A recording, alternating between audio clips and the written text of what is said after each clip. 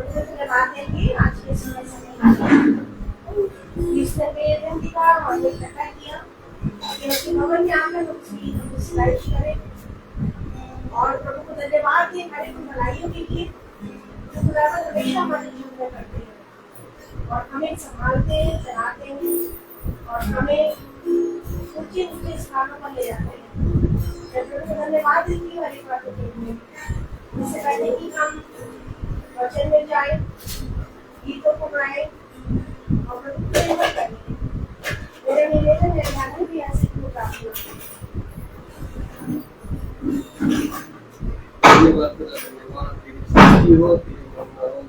धन्यवाद देते हैं इस सुंदर समय के लिए।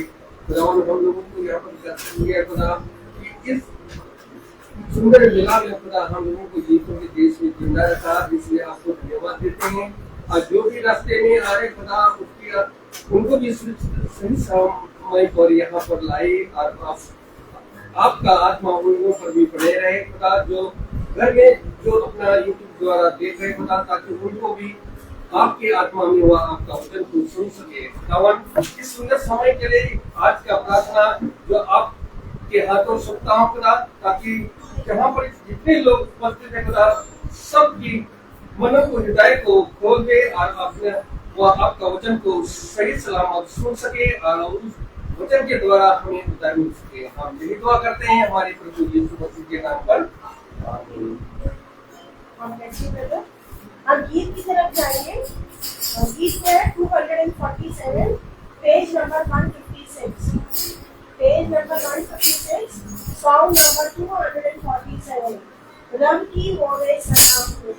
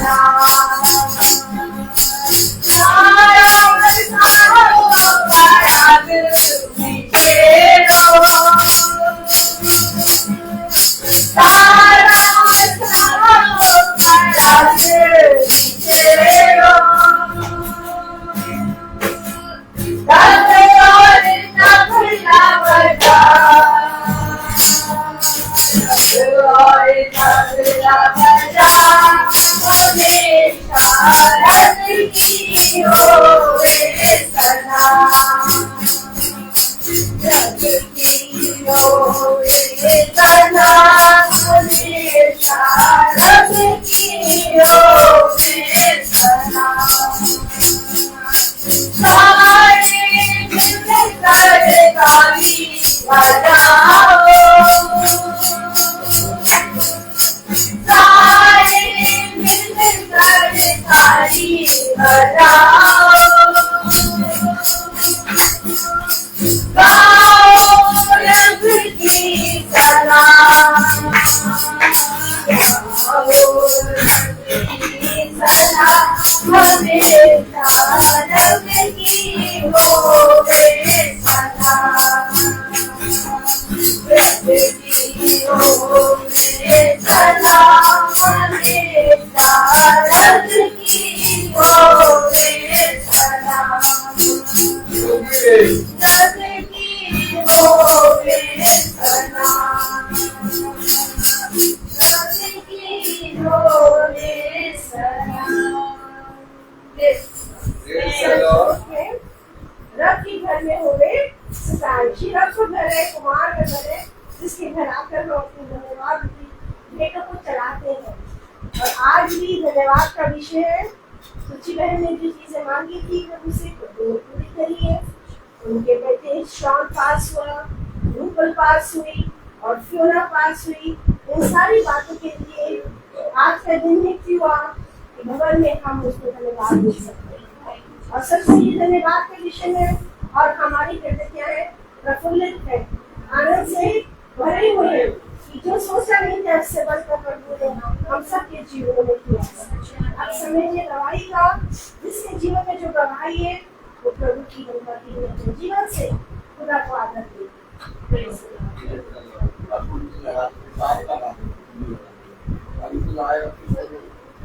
Praise the Lord.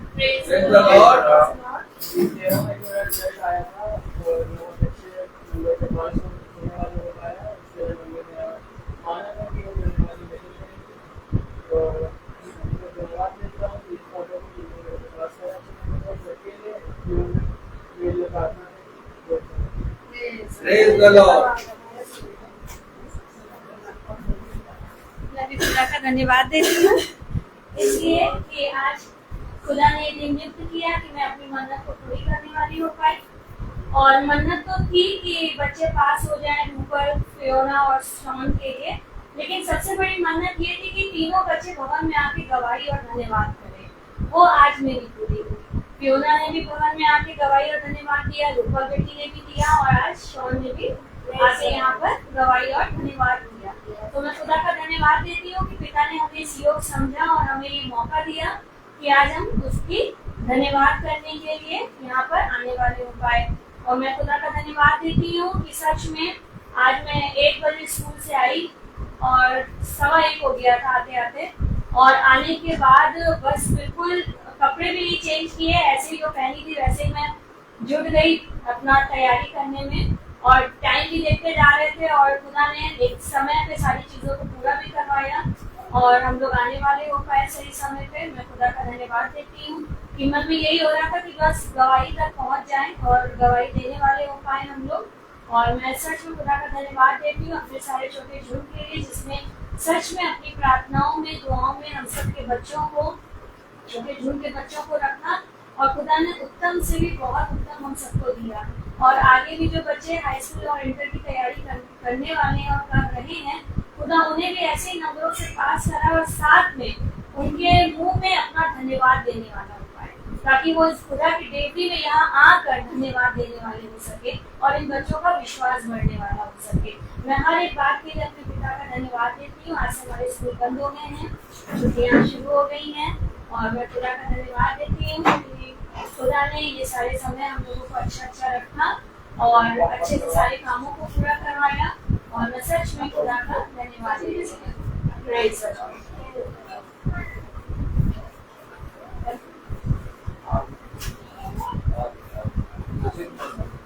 Praise the Lord. जैसे आज तीनों बच्चों के लिए आकर अपने दुआएं को किया इस लॉर्ड में, प्रभु धन्यवाद देते हो कि यही जीवन है, यही मार्ग है और यही सत्य है। मैं प्रभु को धन्यवाद देती हूँ माँ के लिए भी, खुदा ने सबकी प्रार्थनाओं को सुना और आज जैसे उसकी भी भेंट चढ़ रही है, मैं प्रभु को हृदय से धन्यवाद देती हूँ कि होने भी बच्चे प्रभु आपके डिडॉल में, आपकी औलादी में बढ़ते चले जाए, जिससे सिर्फ और सिर्फ तुझे नहीं बने। मेरी दवाई इस प्रकार से है कि आज जब स्कूल में बैठी हुई थी तो सब थोड़ा सा कॉन्वर्सेशन की, क्या टीचर्स ने आपको चल रहा था रिगार्डिंग अपनी सैलरी का, कुछ भी बातें ऐसी ऐसी हो रही थी। अचानक से खुदा ने मुझे ऐसी बात चली, क्योंकि जब मैं पिछली बार अपनी बेटी के पास गई थी तो हम लोग को कोई प्लानर तो नहीं है ऐसा स्कूल में, और मालूम चले कि हमारी छुट्टियाँ कब से होंगी कब से नहीं होंगी, और हम एक अनुमान लगा के अपना काम कर लेते हैं। तो मैंने अप्रैल में मार्च की एंड में जब मैं गई थी तो मुझे नहीं मानता कि कल ही लास्ट डे हो जाएगा, और मेरा उससे एक रात पहले रिजर्वेशन था। और जब मैं प्रिंसिपल आपको बताने गई तो उन्होंने कहा आपकी तो एब्सेंट मार्क होगी, और कभी इतने लाइफ में मेरी एब्सेंट कभी लगी नहीं है। मगर मैंने बोला मैम प्लीज करके मैंने उनसे रिक्वेस्ट की थी, इस बात की बात में बताई थी, उन्होंने भी लिख दिया, मगर अब कुछ करा नहीं जा सकता था, ना रिजर्वेशन कैंसिल किया जा सकता था, कुछ नहीं करा सकता। मैंने खुदा के हाथ में सौंप दिया उस चीज को। और आज जब बात चल रही थी, क्योंकि एब्सेंट का मार्क होता है कि आपकी सैलरी डिडक्ट होगी, आपकी सैलरी कटेगी, और टीचर ने बोला कि तुम्हारी सैलरी कटी है, तुम्हारी सैलरी कटी है, भूल ही नहीं थी कि सैलरी भी कटेगी। मेरे दिमाग में बिल्कुल नहीं था कि सैलरी कटेगी, और मैंने कहा नहीं मैं चेक करती हूँ मेरी सैलरी तो नहीं कट हुई है। और जब मैंने आज अपनी बेटी से बोला कि तू देख तो सही, मैंने तो इसको ध्यान ही नहीं दिया, मैं बेटी करूँगी मालूम नहीं था। जब उसने चेक किया ना तो उसने कहा कि मम्मा आपकी सैलरी डिडक्ट नहीं हुई है। मैंने प्रभु को धन्यवाद दिया, इससे कुछ डिफरेंस बल्कि आई 700 रुपीज हमारी पड़ी। मैं उसको धन्यवाद देती हूँ, तो कुछ डिडक्ट नहीं हुआ, बल्कि उन्होंने बनाकर दिया। सच में मैं खुदा को धन्यवाद दे रही हूँ कि क्योंकि एब्सेंट का मार्क ये भी होता है कि हमारा सर्विस ब्रेक डाउन होता है, और खुदा ने उन चीजों से मुझे बचाया। मैं प्रभु को हृदय से बहुत बहुत धन्यवाद देती हूँ। सचमुच उनको ना महान है, हमारे सोचने से बढ़कर अपने जीवन में काम करते हैं। और टीचर मैम जिससे बात करी उन्होंने कहा प्रिया ऐसा होता नहीं है, मगर मैंने कहा जो भी हुआ है खुदा ने मुझे क्या किया है बचाया। धन्यवाद है, सचमुच बड़ी अद्भुत रीति से प्रभु। अभी समर कैंप लगे हुए चल रहे हैं स्कूल्स में भी, और तमाम तरह की एक्टिविटीज हो रही है, जैसे मॉरल वैल्यूज है बोलने के लिए, करने के लिए प्रभु ने मदद तो सहायता। मगर आज इंसान एक्टिविटीज में एक नाम मात्र एक्टिविटी लेके कर रहा है, उसकी गहराइयों को नहीं समझता, और दूसरे दिन पे उन्हीं चीजों पे क्या होगा ना, वही पिक्चर वही फोटो, उन्हीं चीजों पे डांस की सामर्थ्य की वो जाती चीजों को बंद कराने के लिए सहायता की कोई इन गानों पे डांस नहीं होगा। और मैं प्रभु को धन्यवाद देती हूँ कि सचमुच में अगर हम उसकी बातों को समझे सुने, जैसे वचन कह रहा है अंधो हे बहनों सुनो, ये हमारे ही लिए कि अभी भी वक्त है कि हम उसकी बातों को सुने। बहन हमारी चली गई है घर, कौन चाहिए दीदी, मैं उसके लिए धन्यवाद देती हूँ कि बच्चों को जैसे प्रभु सुरक्षित लेकर आया, प्रभु ने सुरक्षित पहुँचा, धन्यवाद देती हूँ। कल मेरी सिस्टर बेटी से बात हुई थी, तो कहती थी मैं कल भी आऊँगी, मुझे भी तबीयत ठीक नहीं लगी थी, और कह रही से उनके लिए प्रार्थना हर एक बातों के लिए कहती हूँ। अभी किसी जीवन में तो आइए तो आपको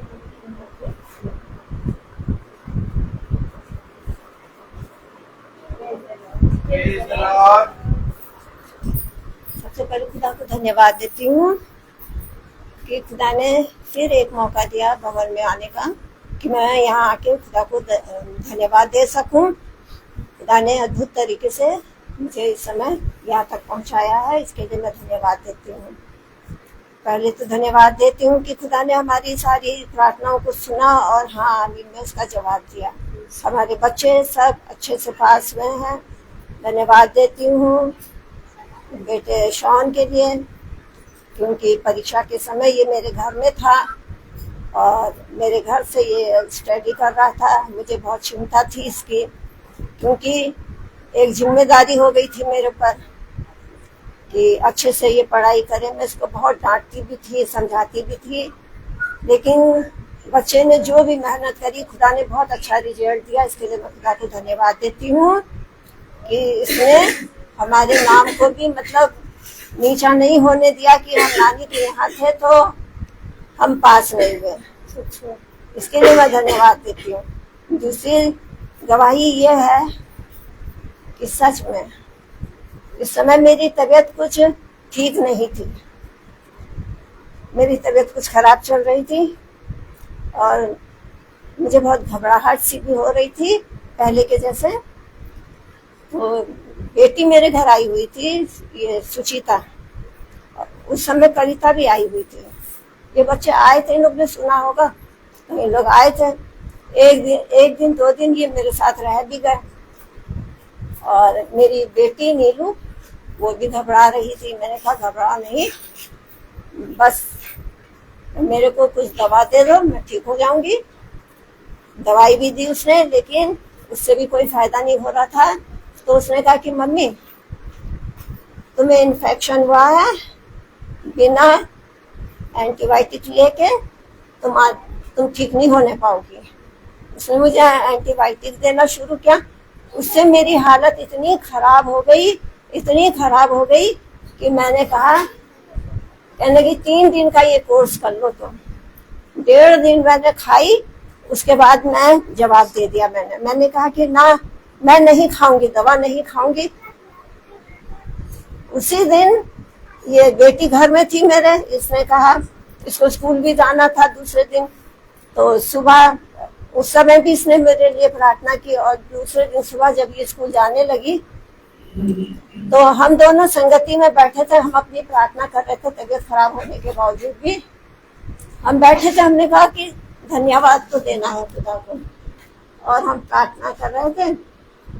ये बेटी भी मेरे पर हाथ रख के प्रार्थना करने लगी। खुदा,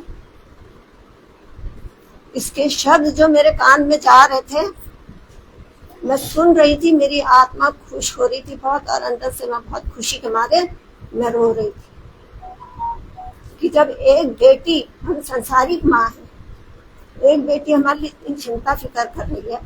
खुदा ने इतने अच्छे बच्चे दिए। मैं खुदा को धन्यवाद दे रही थी और इसके एक एक शब्द मेरे कान में ऐसे लग रहे थे, मेरी आत्मा में। मैं मिल के फिर उसके बाद मैंने खुदा से दुआ करी। मैंने कहा, खुदा तू तो हमारा खुदा है, तूने तो हमें उत्पन्न किया, तूने हमें बनाया। हम कितने पापी, मैं कितनी बड़ी पापी हूँ खुदा। मेरा ध्यान खुदा पे गया। मैंने कहा, जब एक बेटी अपने माँ के लिए ऐसी प्रार्थना करी, खुदा तू मैं तुझसे माफी मांगती हूँ मेरे खुदा, तू खुश होगा, मेरी गलतियों को माफ करना, जो भी मुझसे हुई है मैं माफी मांगती हूँ। और मैं अपने गुनाहों का इकरार भी करती हूँ कि मैं पापी हूँ, मुझे क्षमा करना मेरे पिता। उस समय के बाद से मेरा ध्यान केवल बेटी चली गई दुआ बोलवा के। उसी समय सच कह रही हूँ मैं आप लोगों से, जो घबराहट और जो उलझन मुझे हो रही थी बिल्कुल मेरी ठीक हो गई। मैं एकदम संतुष्ट, बिल्कुल बैठ गई इत्मीनान से। मैंने कहा, खुदा तूने प्रार्थना सुनी, सच में तू बहुत हम लोगों की फिक्र करता है। उसके बाद शाम को फिर जब हम प्रार्थना के लिए बैठे, वचन सुन रहे थे, भाई वचन बोल रहे थे, जो भी वचन हो रहा था बहुत अच्छा वचन हो रहा था, हम सुन रहे थे।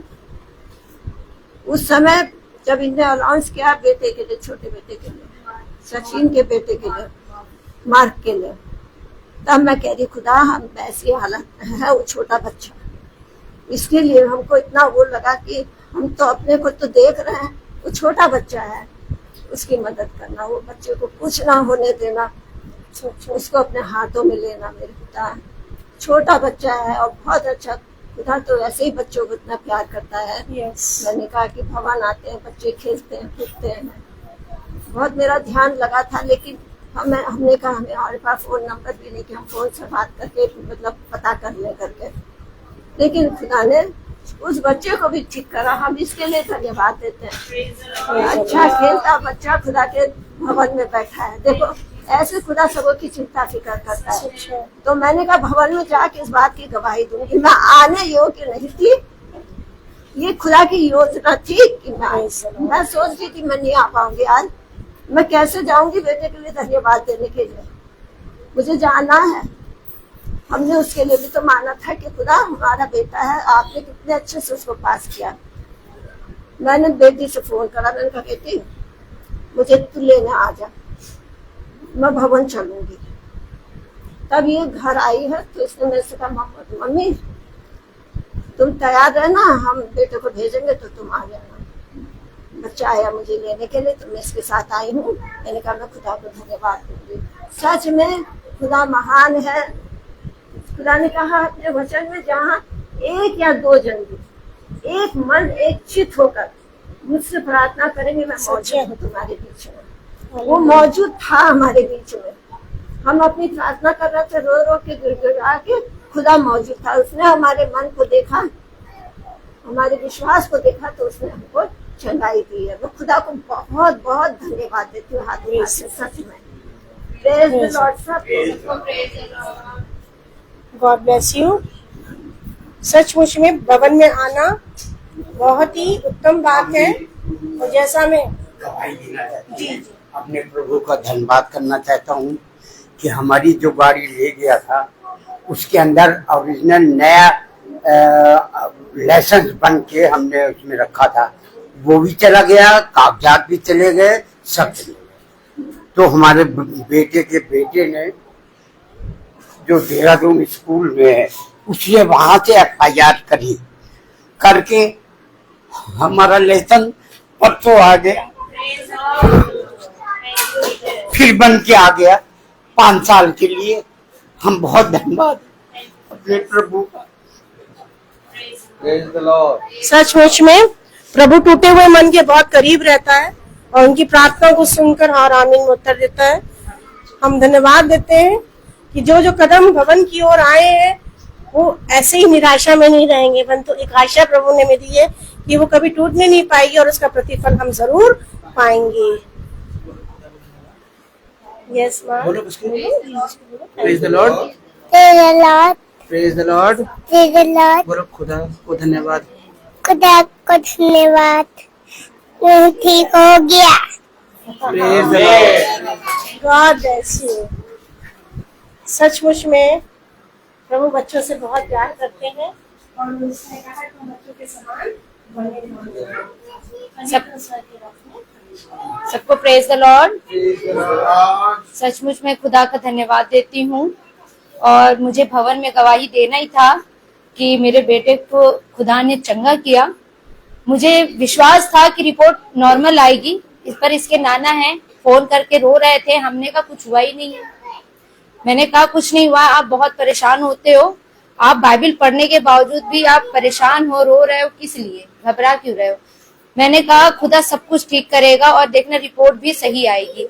मैं खुदा को धन्यवाद देती हूँ। जिस दिन वो रिपोर्ट आई मैंने उनसे पूछा, मैं तो स्कूल में थी, जब रिपोर्ट आया पता चला कि रिपोर्ट में कुछ भी नहीं था, यहाँ तक कि डॉक्टर ने भी कहा कि कुछ नहीं हुआ है ऐसे। तो मैं खुदा को धन्यवाद देती हूँ कि सचमुच जो रिपोर्ट और जो भी दवाइयां थी सचमुच आशीष थी उसमें कि मेरे बेटे को खुदा ने चंगा किया। और मैं धन्यवाद देती हूँ कि हमें सही सलामत यहाँ तक पहुंचाया है। इस वचन को सुन, जो अभी वचन होने जा रहा है उस वचन को सुनने के लिए, और हम चाहते हैं कि आगे इसी तरह हम वचन को सुने और वचन में बने रहें। और मैं खुदा को धन्यवाद देती हूँ कि मेरे हर दुख तकलीफ में खुदा हमारे साथ रहता है। सचमुच वो एक एक चीज का वो ख्याल रखते हैं। वहाँ इतना पैसा लगा भी नहीं और वो चंगा भी हो गया मेरा बेटा।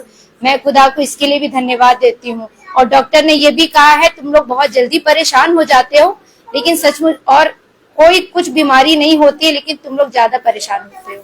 मैंने कहा सचमुच खुदावन तू डॉक्टर पे भी आशीष दी है कि डॉक्टर खुद कह रहा है कि कुछ नहीं हुआ है। मैं तो बस तसल्ली की तुम लोग को शकल देख के तसल्ली के लिए जांचें की है। सचमुच खुदावन तो सबको संभालने वाला है और सबको चंगा करने वाला है। इसी तरह खुदावन आगे भी हम सब की तू रक्षा रखवाली करना, हमारे सारे झुंड की मेरे पिता। सचमुच प्रेज द लॉर्ड। सचमुच में जब हम खुदा में बने रहते हैं तो खुदा जो है हम सब की क्या करता है, रखवाली करता है, क्योंकि हम उसकी संतान हैं।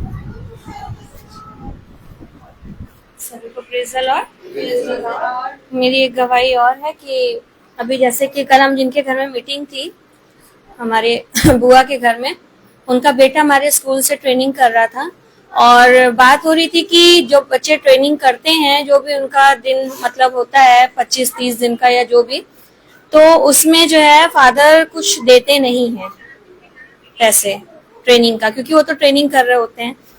और अगर होता भी है तो बहुत कम, जैसे 500 रुपीज दे दिया या 1000 रुपीज दे दिया, बहुत कम। तो यही बातें हो रही थी। तो मैं उसे 2 दिन से कह रही थी, क्योंकि उसका आज आखिरी दिन था स्कूल में। मैंने कहा देखना खुदा तुम्हें देगा, उनके हृदय को नरम और दीन करेगा। और कल तुम्हारे, जब हम लोग कल रास्ते में आ रहे थे, हमने कहा तुम्हारे घर में प्रेयर मीटिंग है, तुम प्रार्थना करना, तुम्हें अच्छी जॉब भी मिलेगी और जो तुमने नहीं सोचा है वो भी तुम्हें मिलेगा, कुछ तो मिलेगा। मेरा ये विश्वास है। मैंने कहा मेरा अंदर से ये मन बोल रहा है कि तुम्हें कुछ मिलेगा। अब जो भी है वो तुम्हारी मेहनत का है। और मैं खुदा का धन्यवाद देती हूँ कि आज उसका आखिरी दिन था, फादर ने बुलाया, बहुत अच्छा लेटर उस बच्चे को दिया है लिखकर फादर ने, क्योंकि उसकी इंग्लिश स्पीकिंग बहुत अच्छी है, उसका काम बहुत अच्छा है, उसकी राइटिंग बहुत अच्छी। फादर बहुत हैप्पी थे, बहुत खुश थे। उन्होंने बहुत अच्छा लेटर उसको लिख के दिया और साथ में उसको 2500 रुपए भी दिए। मैं खुदा का धन्यवाद देती हूँ कि जब वो बाहर निकला तो कहने लगा कि जब हम गए, हमने कहा कि फादर से मिले, कहने लगा हाँ। मैंने कहा कि क्या बोला? कह रहे वो बहुत अच्छे से मुस्कुरा के बात कर रहे थे भाभी, और उन्होंने बहुत बढ़िया लेटर लिख के मुझे दिया और साथ में पैसे भी दिए 2500। तो मैंने कहा सबसे पहले जाके ये पैसे तुम अपनी मम्मी को देना और इसमें से पहले अपने खुदा के लिए जो तुमने सोचा है वो निकालना, उसके बाद तुम अपना जो भी तुम्हारा है यूज करना। मैंने कहा देखना खुदा तुम्हें कितनी आशीष देगा। मैंने कहा ऐसे ही करो और अपने काम को मेहनत से करो। तो मैं सच में खुदा का धन्यवाद देती हूँ कि पिता हमारे मनों में जो चीजों को डालता है वो भी वो उसे पूरी करना जानता है। हम ऐसे ही किसी के लिए प्रार्थना नहीं करते हैं, ऐसे ही हम किसी को देख के नहीं बोलते हैं, वो खुदा ही मन में डालता है और वो चीजें पूरी होती हैं, हमारा और विश्वास बढ़ता है और हम और विश्वास में मजबूत होते हैं। मैं खुदा का धन्यवाद देती हूँ और यही दुआ करती हूँ कि जो भी ऐसे बेरोजगार भाई बहन, उनको भी रोजगार के अवसर मिले, ताकि वो भी अपनी जीविका चलाने वाले हो सके और खुदा में आनंदित और धन्यवाद करने वाले हो सके। Praise the lord. Praise the lord. गवाहियाँ बहुत ज्यादा आएंगी, मगर मैं निवेदन करूंगी भाई से कि वो हमें वचन की ओर लेके चले।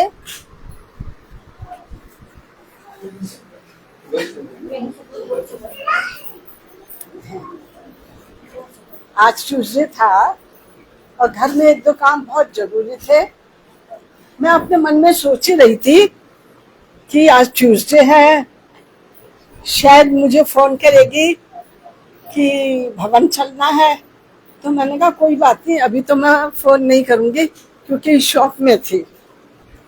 मेरे दिल दिमाग में ये ख्यालात आए थे कि सूची का शॉप में फोन आ गया। तो उसने कहा आंटी आज ट्यूसडे है, भवन में चलेंगी, धन्यवाद की प्रार्थना है। और क्योंकि बच्चे इन सबको हमने अपने रोज की प्रार्थनाओं में याद किया, खुदा से इनकी सफलता के लिए, कामयाबी के लिए, और खुदा ने हमारी प्रार्थना को सुना। मेरे मन में आया काम भी है और इंसान का दिल डगमगा जाता है। मैंने कहा नहीं, धन्यवाद के लिए तो मैं जाऊंगी। अपने मन में ही कहा जाऊंगी और जाना चाहिए, जाना जरूरी है। शॉप में मैं सूची से बात ही कर रही थी और मेरे मन में ये ख्यालात आ रहे थे।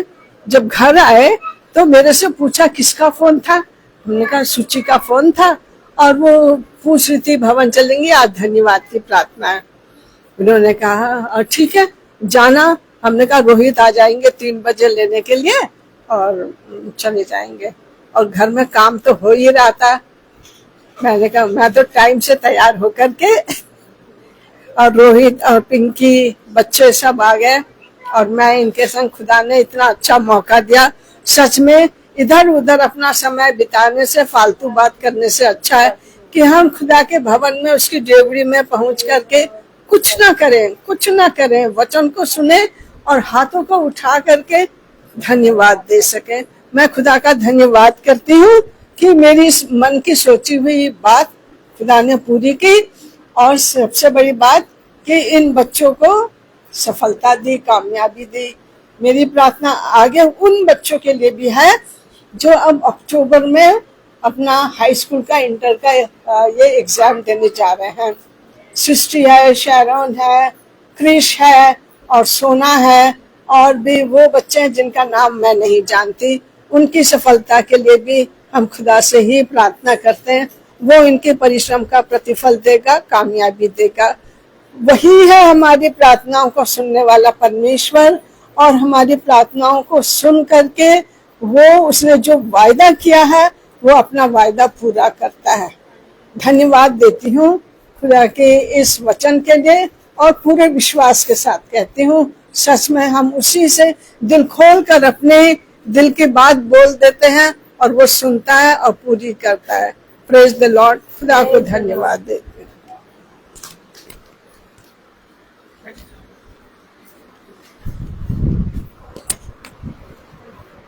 Praise the Lord. कितनी उत्तम बात कि हम सब भाई बहनों को एक बार फिर से ये समय मिला कि हम पिता की देवड़ी पर बैठे और वहां पहुंचकर पिता को धन्यवाद दें। इस पृथ्वी पर देखो तुम तमाम जगहों पर पाए जाओगे, लेकिन तुम अपने आप में चौकन्ने रहना कि तुम कब किस समय पर कहां पहुंचते हो। क्योंकि देखो तुम जहां जहां जाते हो वहां वहां तुम्हारा पिता तुम्हारे ऊपर दृष्टि बनाए रखता है। और जब तुम मेरे भवन में पहुंचते हो और मेरे भवन में पहुंचकर मेरे नाम को धन्यवाद देते हो, तो वो उत्तम आशीषें जो मैंने अपने अभिषिक्तों को देने के लिए कहा है वो तुम्हारे ऊपर प्रकट होती हैं।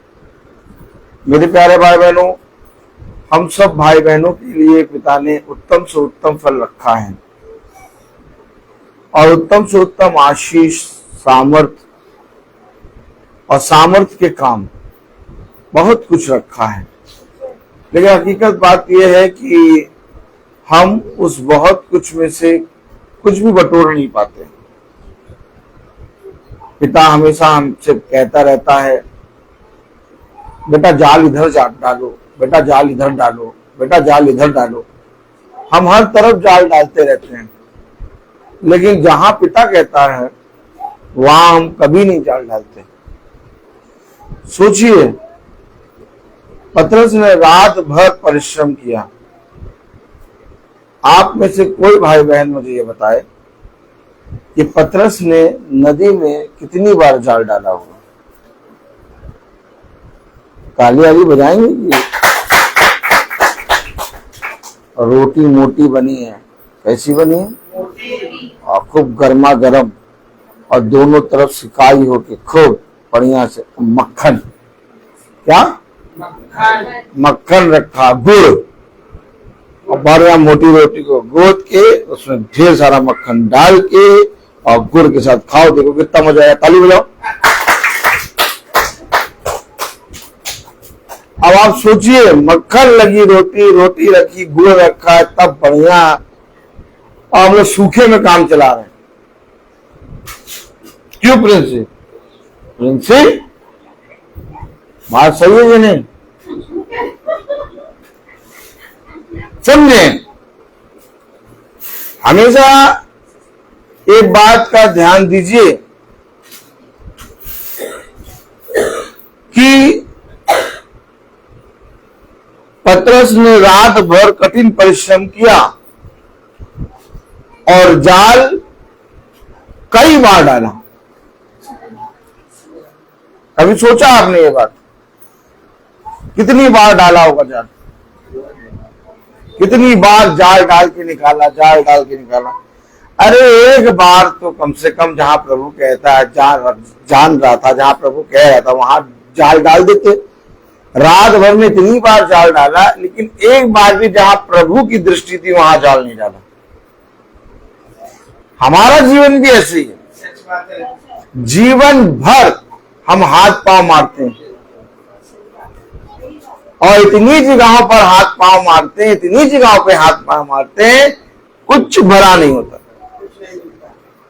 एक बार तुम अपना हाथ प्रभु के हाथ में दे देते, अरे दिखाई नहीं हमें, आके देखा उन्हें, हमें दिखाई नहीं, दिखेगा कैसे हाथ? प्रभु का वचन कहता है कि मैं अपना बलवंत दाहिना हाथ बढ़ाकर तेरी रक्षा करूंगा। अब हमने या तो ये सुविचार पढ़ लिया हो, ताली हो जाएगी कि नहीं? और तेज हो जाएगी। हम अपने म्यूजिक रूम में कई बार ताली बजवाते हैं बच्चों से, और कस कस के बजवाते हैं, बजाओ कस के ताली और बजाओ। Praise the Lord. समझिए, वचन को समझिए। जब तक हम वचन पर विश्वास नहीं करेंगे तब तक वचन से हमें कुछ नहीं मिल पाएगा। वचन में लिखा कि मैं अपना बलवंत दाहिना हाथ बढ़ाकर तेरी रक्षा करूंगा। अब ये कोई सुविचार थोड़ी ना है, क्या देखा?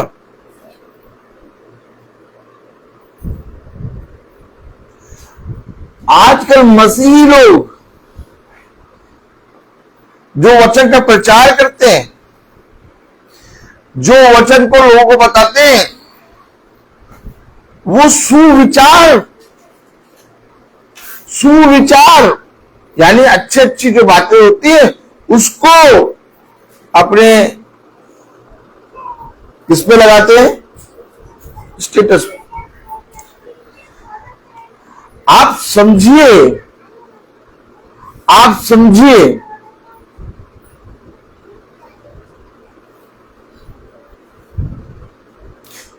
कोई भी पृथ्वी की अच्छी बात मनुष्यों के द्वारा कहा गया स्लोगन वचन से उत्तम नहीं है।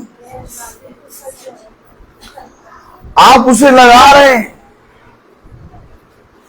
और अपनी तस्वीर लगा दे रहे हैं। फिर आप रात में जब जा रहे हैं तो प्रचार आप वचन से करेंगे। पौलुस ने कहा कि हम यहां कथा कहानी किस्सा सुनाने के लिए नहीं आए।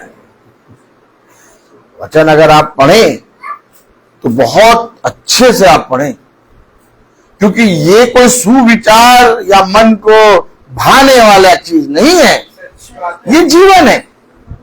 अब अगर उसने कहा कि मैं अपना बलवंत दाहिना हाथ बढ़ाकर तेरी रक्षा करूंगा, तो ये अवश्य कि हम अपना दाहिना हाथ उसके हाथ में दें।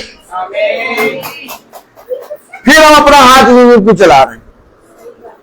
अगर उसने वचन में लिखा है कि मैं अपना बलवंत दाहिना हाथ बढ़ाकर तेरी रक्षा करूंगा, तो ये अवश्य है कि उसने मेरे जीवन में मेरे लिए, स्पेशली मेरे लिए, पर्टिकुलर मेरे लिए अपना बलवंत दाहिना हाथ बढ़ा रखा है। भाई डैनियल के लिए स्पेशली, इनके लिए अपना दाहिना हाथ बढ़ा रखा है। उम्र छोड़ी है, हम कह रहे हैं खोल दीजिए दरवाजा, दो दरवाजा खोल दीजिए। देखिए आप 5 मिनट में देखिएगा एकदम ही करेंगे आप। 5 मिनट के बाद आप ही करना शुरू कर दें। वो ठंडा करने दीजिए सब हम लोग। अब देखिए 5 मिनट के बाद क्या होगा। 5 मिनट के बाद मैं फिर बोलूंगा आपसे। समझिए, हमेशा वचन को समझिए। उसने कहा ये सारी आशीषें मैंने तुम्हारे लिए रखी हैं। आमीन है। तो अगर वो आशीषें जो मेरे जीवन के लिए है उसने मेरे लिए रखी हैं, तो जब मैं इस वचन को पढ़ता हूं तो मेरे लिए मेरे जीवन की सारी आशीषें, सारे उत्तम फल और सारे वादे, सारी वाचा, सब कुछ ये मेरे लिए है। ये आपके लिए नहीं है, मेरे लिए। और जब हम सब बैठते हैं और तब जब हम सब इस लिखे हुए को पढ़कर सुनते हैं और उस पर एक ध्यान लगाते हैं तो ये हम सब के लिए होता है। इसीलिए उसने कहा इकट्ठे हो। इकट्ठे कैसे इकट्ठा हो भैया? ये तो कह रहे थे बस आओ इकट्ठा हो। इतनी गर्मी है, सब है, थोड़ा आराम करेंगे, समर वेकेशन तो शुरू हो गया। जमाजम जमाजम जमाजम बोले, ये तो अब बोल रहे थे इकट्ठे हो। अपना तो उठे, गाड़ी उठाए, चल दी।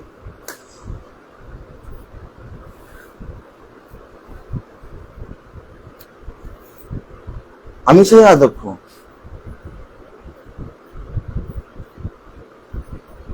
ये उत्तम फल, उत्तम आशीषें हमें तब मिलेंगी जब हम इकट्ठा होंगे। इंडिविजुअली हम पढ़ते हैं, इंडिविजुअली प्रार्थना करते हैं, हमारा मन थोड़ी देर के बाद अशांत हो जाता है। जितना अपने मन को लगाओ, चाहे जितना एकाग्र हो, लेकिन धूर्त आपको पूरी रीति से फ्लैट कर देगा, फ्लैट कर देगा। आप चाहे जितने बड़े धर्मी हो, आप अकेले रह के कुछ नहीं कर सकते।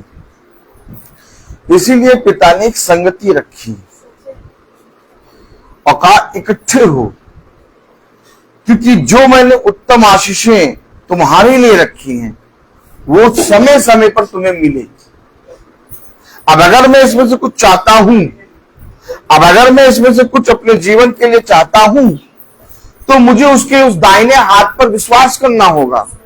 मुझे अपना मुझे अपना हाथ उसके बलवंत दाहिने हाथ में रखना होगा, और मैं अपना हाथ उसके बलवंत दाहिने हाथ में तब रखूंगा जब मुझे दिखाई देगा उसका हाथ। हम कहते हैं ना कि भैया प्रभु ने के वचन में लिखा है मैं अपना बलवंत दाहिना हाथ बढ़ाकर तुम्हारी रक्षा करूंगा। हाँ भैया, दिखाई दे रहा हाथ? नहीं भैया, हाथ तो कुछ नहीं दिखाई दिया। और हाथ कैसे दिखाई देगा? कभी हाथ तो नहीं दिखाई देगा, पर मान रहे कि प्रभु अपना बलवंत दाहिना हाथ बढ़ाकर हमारी रक्षा करेगा। तो एक हाथ आया और दीवार पे लिखने लगा।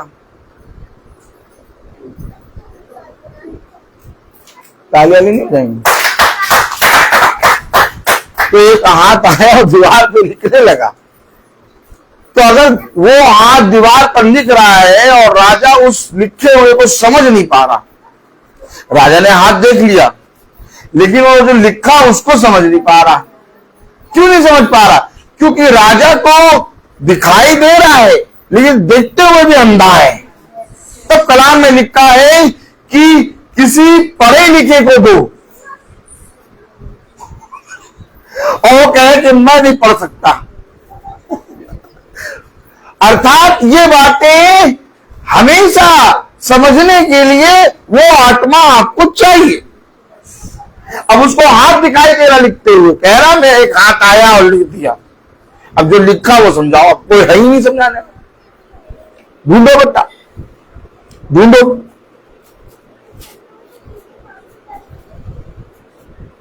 इतना प्रभु तुम लूचा आइस पाइस क्यों खेलते हो? बोलो प्रभु, इतना आइस पाइस क्यों खेलते हो? यही है खुदा, यही खुदा है। अब तुम उसको ढूंढ के लाओ जो लिखा हुआ को बताए। अब कैसे तुम जानोगे कि मेरा चुना गया कहां है? तो उस डैनियल ने उस लिखे हुए को कैसे बताया? तो क्या डैनियल उस हाथ को जानता था क्या?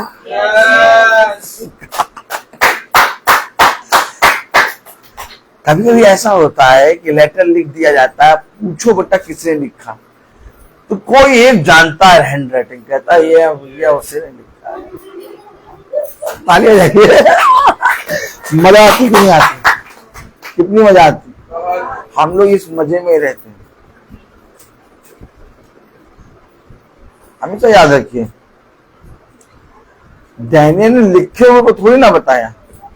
डैनियल ने जैसे देखा, अरे यार ये तो मेरे पिता का दाहिना हाथ है जो मेरे साथ सदा बना रहता है। तो डैनियल क्या बलवंत दाहिना हाथ जानता है क्या? हम आप कैसे पहचानेंगे? हम आप अभी तक पिता के बलवंत दाहिना हाथ को देखे ही नहीं है। पढ़ते जरूर है कि मैं अपना बलवंत दाहिना हाथ बढ़ाकर तेरी रक्षा करूंगा। अरे तुमने कभी भी पिता के बलवंत दाहिने हाथ को देखा ही नहीं है, और नहीं देखा इसलिए तुम संदेह करते हो। क्योंकि जिस समय तुम देख लोगे उस समय तुम्हारी बोलती बंद हो जाएगी, तुम बोलना बंद कर दोगे। अभी भी तुम बोल रहे हो, और जब तक तुम बोलोगे तब तक ये बलवंत दाहिना हाथ तुम नहीं देख पाओगे। अच्छा बलवंत भैया, एक बात समझ लो, ये प्रभु का हाथ बदलता थोड़ी ना है। ये वही बलवंत दाहिना हाथ है जो कब्र का ढक्कन खोलेगा। ये वही बलवंत दाहिना हाथ है जो तुम्हें उठाएगा और कहेगा तू मेरा प्रिय पुत्र है। ये वही बलवंत दाहिना हाथ है जो तुम्हारी पीठ को थपथपाएगा और अपने भविष्यताओं के सामने कहेगा इसने भी मेरे नाम के कारण एक बहुत बढ़िया युद्ध लड़ा है। आमीन। ये वही बलवंत दाहिना हाथ है जो मुकुट पहनाएगा। इस हाथ को बहुत काम करना है यार, तुम अभी तक पहचान ही नहीं पा रहे हो। कितनी बार पढ़ा कि प्रभु मैं इस पृथ्वी पर इस योग्य बनूं और इतना काम करूं तेरा कि वो जीवन का मुकुट मुझे मिले। तो मुकुट आगे ऊपर से गम से थोड़ी तुम्हारे सर पे बैठ जाएगा। अगर मुकुट ऊपर से गम से आगे बैठ जाएगा तो छेद कर देगा। मुकुट पहनाने वाले हाथ है, पीठ थपथपाने वाला हाथ है, कब्र से निकालने वाला हाथ है, तुम्हें अद्भुत रीति से मां के गर्भ में बनाने वाला हाथ है। तुम्हारा चित्र उसने अपनी हथेली पे खोद रखा है। आज तक हमने उस दाहिने हाथ को जानना ही नहीं चाहा। तमाम किस्म के लोगों के जीवन में अच्छे अच्छे काम हो रहे हैं और सब जने अपने जीवन से धन्यवाद दे रहे हैं। सब, दुष्ट भी दे रहा है और धर्मी भी दे रहा है। दुष्ट भी अपने जीवन में धन्यवाद दे रहा है और धर्मी भी अपने जीवन में धन्यवाद दे रहा है। लेकिन बात ये कि तुम्हारा धन्यवाद जो तुम अपने पिता के सम्मुख दे रहे हो, उस धन्यवाद के लिए तुमने क्या परिश्रम किया है। धन्यवाद पिता के सम्मुख पहुंचेगी नहीं। धन्यवाद के लिए हमें उस धन्यवाद के योग्य बनना होगा। हमेशा याद रखो। आ गया चलने दीजिए। समझे? सचिन तुमने भी ऑन करा क्या अपना? ठीक है चलने दो, ऑन रहने दो। समझे? सब ऑन वचन को समझे। आइए वचन को आदर और महिमा देने के लिए अपने स्थान पे खड़े होंगे।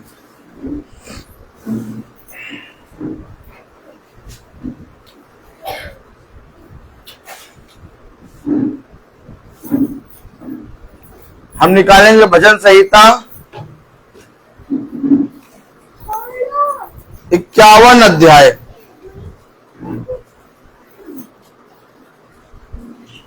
भजन संहिता 51 अध्याय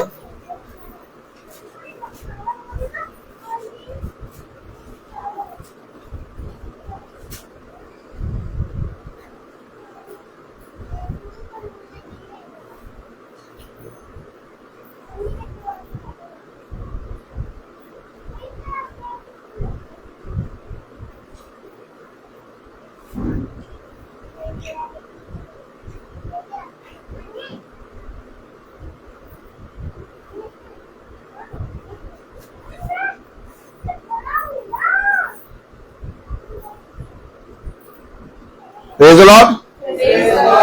भजन संहिता उसका 51 अध्याय और उसकी 15वीं आयत हम पढ़ेंगे। हे प्रभु मेरा मुंह खोल दे, तब मैं तेरा गुणगान कर सकूंगा। आमीन। आमीन। खुदावन का वचन जो कि पवित्र है, इस पवित्र वचन को खुदा हम निकम्मों को समझने और उसमें चलने वाला मन और बुद्धि में बैठ जाए।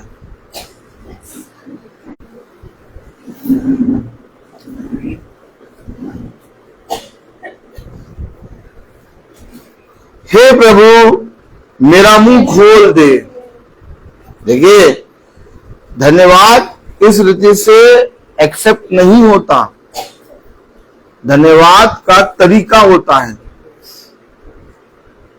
ऐसा नहीं है धन्यवाद का तरीका कि आज मेरे जीवन में जो मैंने मांगा वो पूरा हो गया, मैं आऊं भवन और भवन में आके धन्यवाद दूं और स्तुति महिमा के गीत गाऊं, गवाही दूं धन्यवाद की, और भवन में बैठ जाऊं और भवन में खूब अच्छे से अच्छी चीजों को चला दूं। ऐसे धन्यवाद नहीं होता। भवन में देवड़ी पर बने रहने वालों का तरीका है। अगर आप भवन में प्रति क्षण बने रहते हैं, आकर भवन की देवड़ी पर बैठते हैं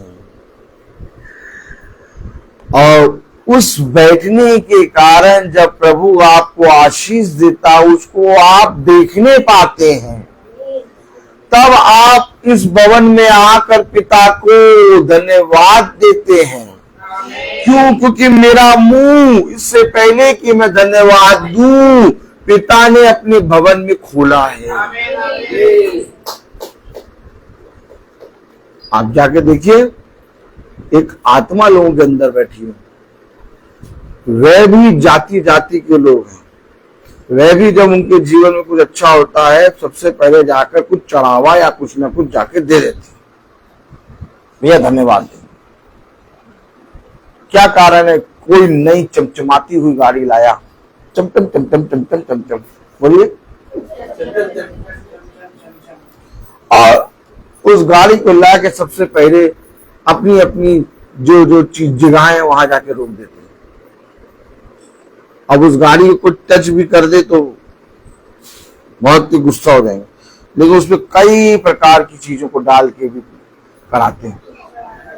अब आप बताइए, ये आत्मा है, ये कैसे इनके अंदर आई? इनको किसने ज्ञान दिया कि ये अपनी चमचम चमचम चमचम चमचम ले जाके खड़ा करें और वहां पर पहले एंट्री कराएं?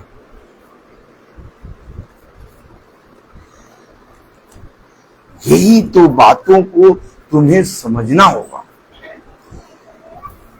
शैतान ने हर एक सच्चाई की, जो सच्चाई है, उस सच्चाई की हर एक बात को करोड़ों डुप्लीकेट में बना दिया है।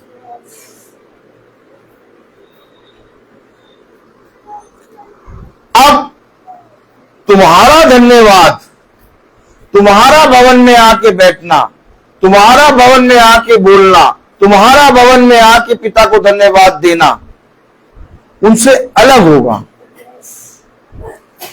क्योंकि वो पार्टिकुलर जब उनके जीवन में अच्छा होता है तब वो इस बात को स्मरण करते हैं। लेकिन तुम्हारे जीवन में हर समय पिता का वचन स्मरण रहेगा, क्योंकि तुम पिता के पवित्र वचन में, उसके भवन में, उसकी देवड़ी पर प्रतिदिन बने रहते हो। मेरे मुंह को खोल, कलाम कह रहा, हे प्रभु मेरा मुंह खोल दे, तब मैं तेरा गुणगान कर सकूंगा, क्योंकि तू मेल बलि से प्रेजेंट नहीं होता। मेल बलि का बहुत से लोग बहुत सी चीजें आके चढ़ाएंगे, तू खुश नहीं होगा, खुश नहीं होगा। आज शॉन के लिए धन्यवाद। आज मार्ग के लिए धन्यवाद, रूपल और पियोना के लिए धन्यवाद। ये धन्यवाद मेरे और आपके जीवन में एक बार नहीं आएगा। अभी पिता इतनी चीजें देगा कि आप थक जाओगे धन्यवाद करते। और किस मंगलवार को मेरा धन्यवाद होगा। कभी कोई कहता है, कभी कोई कहता है, कभी कोई कहता है, कभी कोई कहता है। मैं तो चाहता हूं कि भैया एक दिन मैं भी मंगलवार को धन्यवाद दूं। भाई पता नहीं क्यों मुझे तो पता लगता ही नहीं है, समय ही नहीं मिलता है। क्यों? क्योंकि हर दिन कोई ना कोई मंगलवार को धन्यवाद दे देता है। आप देखिए लाइन से मंगलवार को कितने मंगलवार को धन्यवाद की प्रार्थना होती है, किसी न किसी विषय को लेकर। इतना धन्यवाद हमें कैसे दिखाई दे रहा है? दुनिया को नहीं दिखाई दे रहा। दुनिया को क्यों नहीं दिखाई दे रहा? क्योंकि उनका मुंह बंद, और वे ये सोचते हैं कि हम पार्टिकुलर अपने एक समय पर जाकर पिता को धन्यवाद दे देंगे और फिर हम अपने घरों में जाके बैठ जाएंगे। इस धन्यवाद से पिता प्रसन्न नहीं होता। पिता कहता क्या चीज की कमी है मेरे पास, तू मुझे इस तरह का धन्यवाद क्यों दे रहा? मैं तेरे सम्मुख बना रहूं और मैं भला चाहे कुछ लाऊं या ना लाऊं।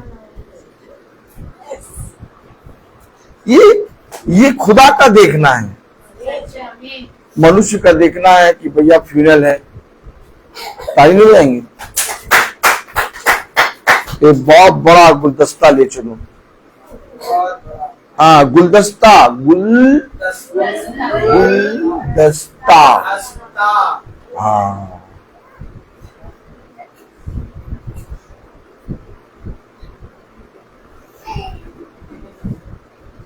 खतरनाक हिसाब किताब होता है सब, बहुत खतरनाक।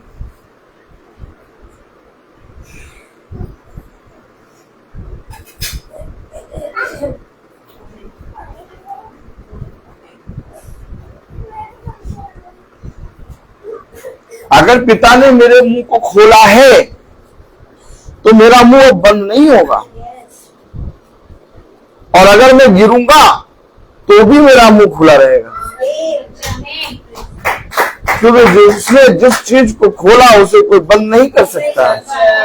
ये वचन कहाँ ले जाओ? जीते जी प्रचार करते हो वचन को, और जीते जी सुनते भी वचन को।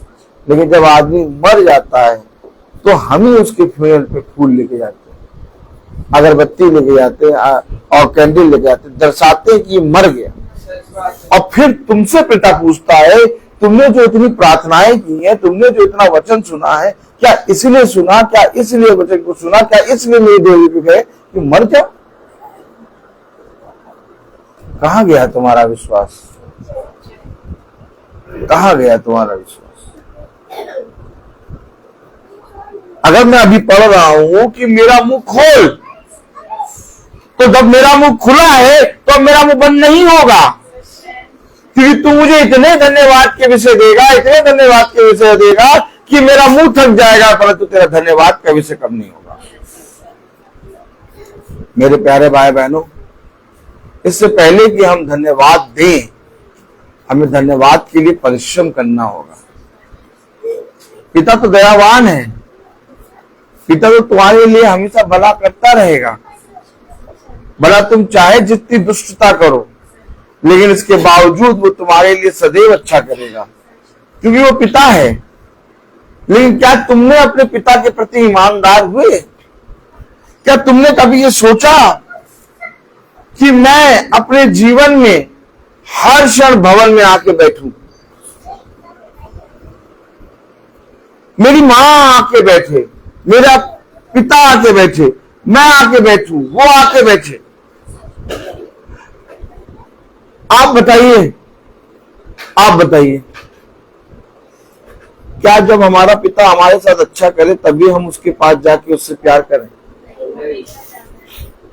हमें अपने पिता को पास कब जाना है? हमेशा जाना है।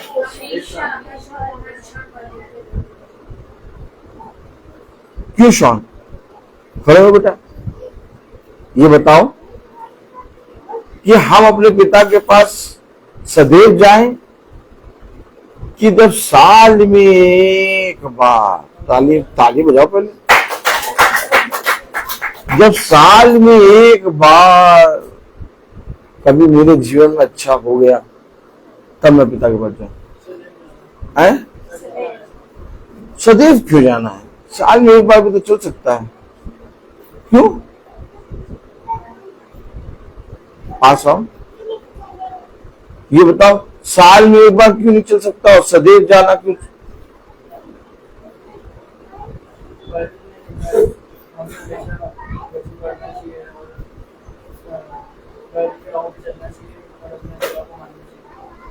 गॉड ब्लेस यू बेटा।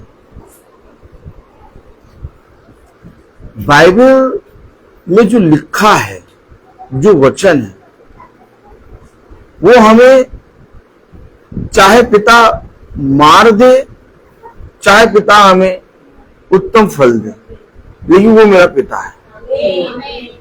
और एक पुत्र जब तक अपने पिता के पास रहता है तब तक वो उत्तम उत्तम भोजन खाता है। पिता को उसकी आवश्यकता नहीं, आवश्यकता मुझे है। आज आप आ गए, मेरे ख्याल से नई टी शर्ट पहनी है, ताली बजाओ अगर नहीं पहनी है तो। आज आप आ गए एकदम नई टी शर्ट पहन के, लेकिन ये बताइए कि अगर मैं हमेशा हर मंगलवार अपनी माँ को लेके आऊं तो अच्छा लगेगा कि मेरी माँ धूप में भी चलते चले आ रही है। हम लोग कोई नहीं इनको लेके आता भवन में, कभी कभी भवन में ये धूप में दोपहरिया में अपने स्कूल से छुट के चली आ रही पैदल, और मैं बेटा हूं और वहां बैठा हूं। बात ये नहीं कि मुझे उत्तम मिल गया,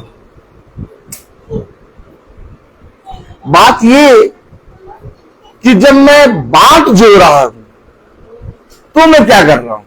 एक समय था जब तुम्हारा रिजल्ट नहीं आया था, एक समय था जब तुम एग्जाम नहीं दिए थे, एक समय था जब तुम तैयारी कर रहे थे।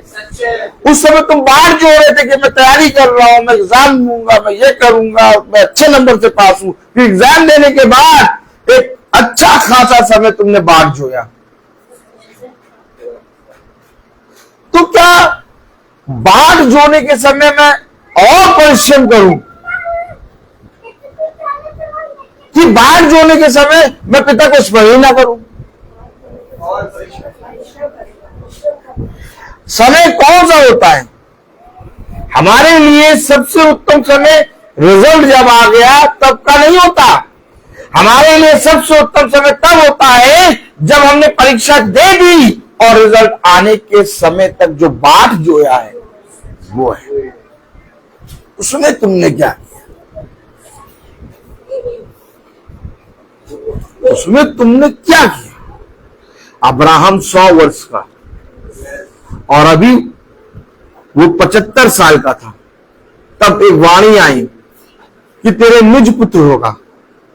अब 75 साल से 100 साल की एज तक अब्राहम 25 साल तक बाढ़ जो रहा है, और जितना ज्यादा इस 25 साल में वो पिता के प्रति विश्वास योग्य बना, उतना ज्यादा वो जाति का मूल पिता बन गया।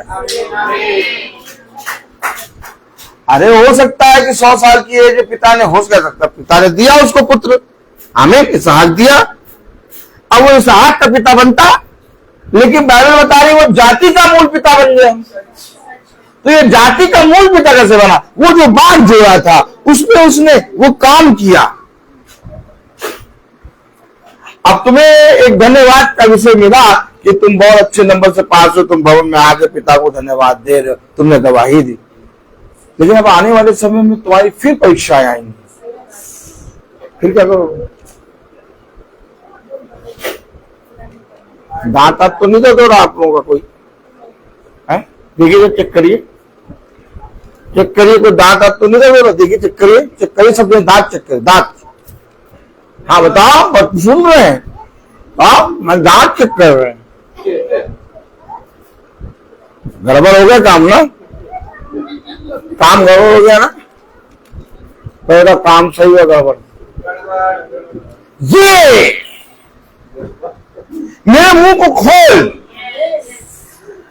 ये धन्यवाद तो मैं अपने जीवन में इसलिए दे रहा हूं कि कोई है जो पिता के सम्मुख है।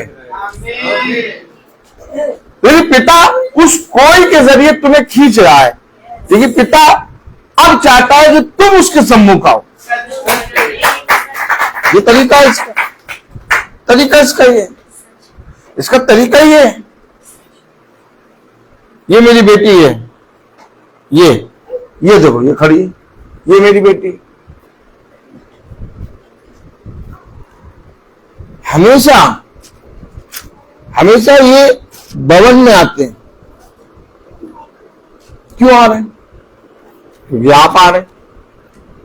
मैं तो बाइक से भी आ सकता हूं, मैं बाइक से प्रार्थना करने जाता हूं, इन लोग को लेके जाता ही नहीं हूं। अब इन लोग भी चलने लगे। हमेशा याद रखिए, अगर मेरा मुंह खुल गया तो अभी तो तुमने एक आशीष देखी, अभी वो आशीष तुम अगले साल और देखोगे, लेकिन अगले साल की आशीष से पहले इस साल भर का जो पीरियड है, इसमें कई आशीष तुम्हारी है। वो तुम्हें कैसे मिलेगी?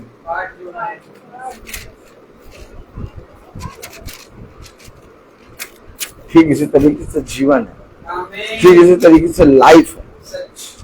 अब इस समय हम जितना ज्यादा यहाँ पर सह रहे हैं और पिता के निकट आ रहे हैं, पिता के वचन के लिए धूप और कोई भी चीज नहीं देख रहे, उतना ज्यादा हमें स्वर्ग के राज्य में फल मिलेगा।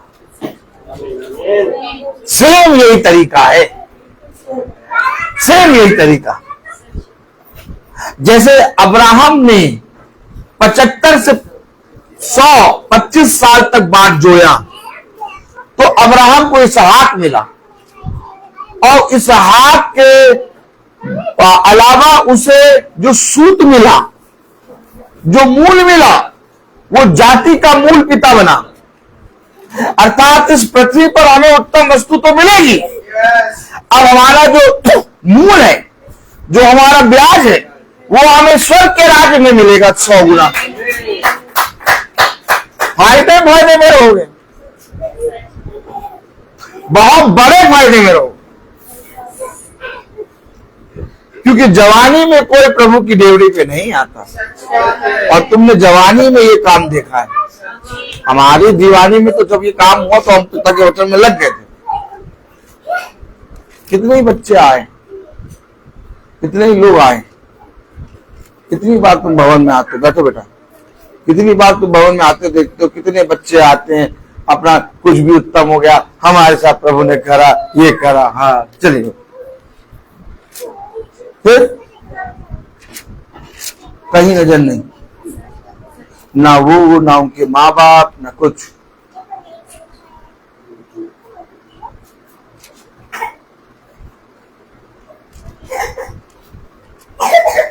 तरीका ये नहीं,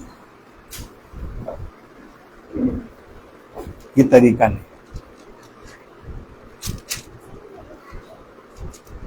जब हम प्रभु के कहे गए के अनुसार, जब हम प्रभु के कहे गए के अनुसार करते हैं ना,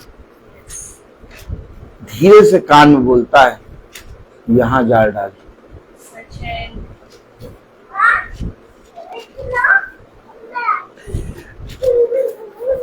यहां डाल जाल। उसने उस समय बताया, आज भी बताता है। लेकिन किसको? रात भर कठिन परिश्रम क्यों करने दिया?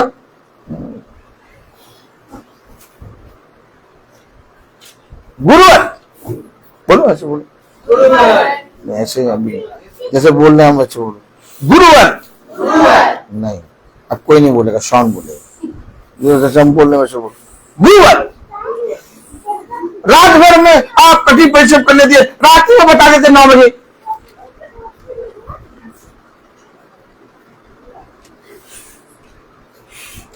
रात में कितने घंटे होते हैं बताओ?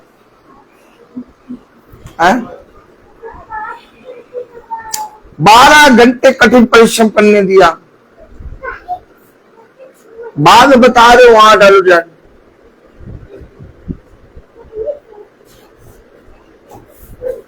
ताली नहीं मिलाओ।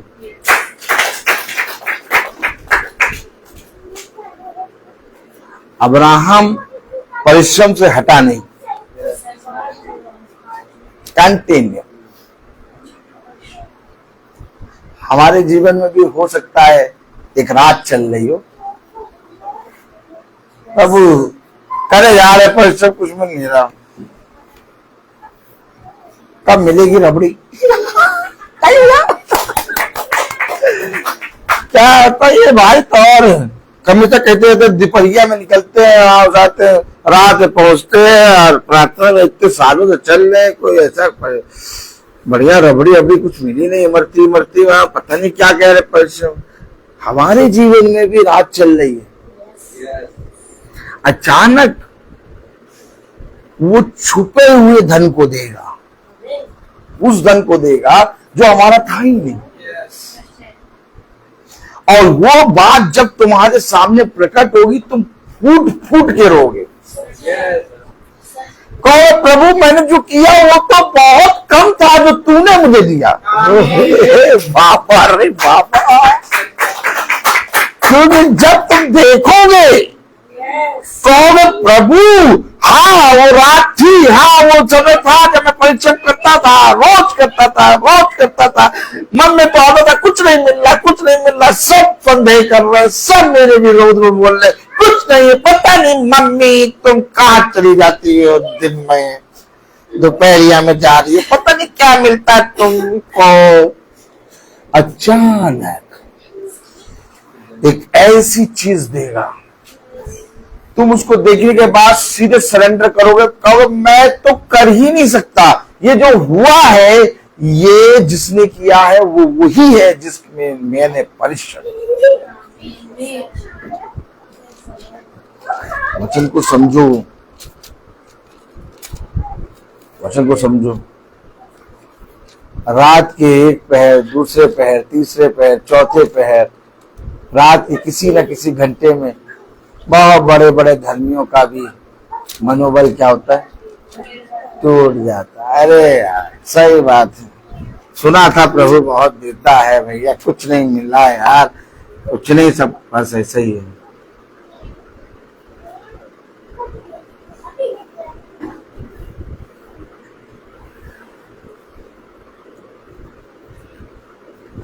बहुत अद्भुत खुदा है, समझ नहीं पाओगे कभी, कभी नहीं समझ पाओगे। जितना ज्यादा रात गहरी होगी, जितना ज्यादा अंधकार होगा, जितना ज्यादा टाइम तुम्हारा लगेगा परिश्रम में, उससे बहुत बड़ा प्रतिफल तुम्हारे लिए। ये तुम्हारा प्रतिफल बड़ा हो रहा है, इसीलिए ये समय लग रहा है। 25 साल अब्राहम, 80 साल मूसा, यूसुफ को देखो कितने साल,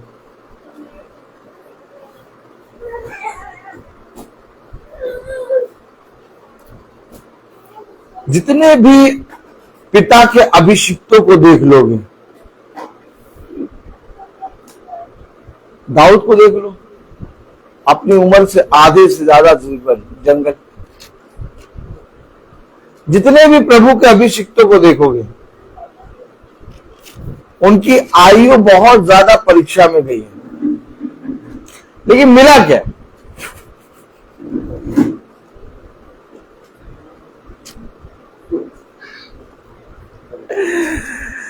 बयान नहीं कर पाओ, बयान नहीं कर पाओ। वो लाजर धनी व्यक्ति की डेवरी में पड़ा रहता था, उम्र भर सालों पड़ा,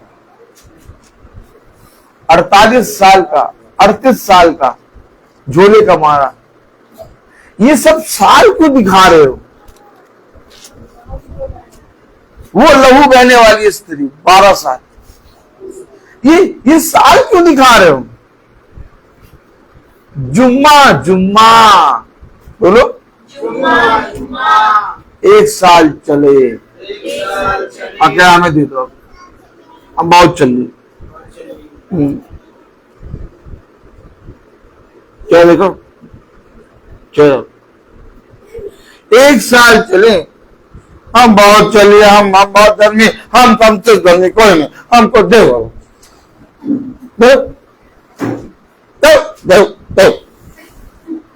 आजकल तो 2 महीने जुम्मा जुम्मा बाइबिल लेके उठा के अब दो, हम धर्मी है, धर्मी है। ये साल मेंशन क्यों है? जन्म का अंधा, कितने साल इन्होंने दिया?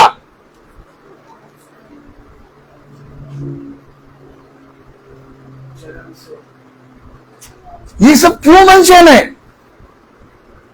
तुम्हारी आयु के जितने दिन वचन में जा रहे हैं, एक एक पल का हिसाब किताब तुम्हें देगा।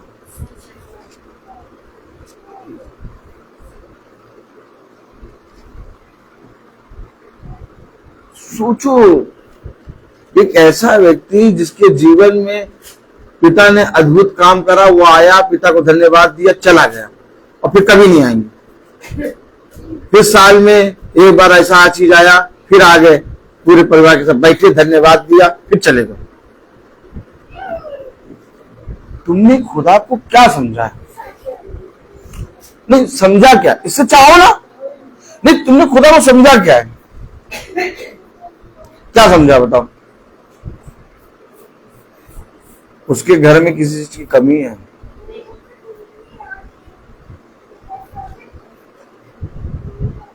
नहीं चाहिए ऐसे निरंतर बाढ़ जोने वाले, वचन में बने रहने वाले, भूखे प्यासे, अभागे, तुच्छ, निर्बल, सताए हुए, संसार के द्वारा छोड़े गए, संसार ने मूर्ख समझा, साधारण, ये सब पिता को भाता नहीं चाहिए। ये चीज नहीं चाहिए।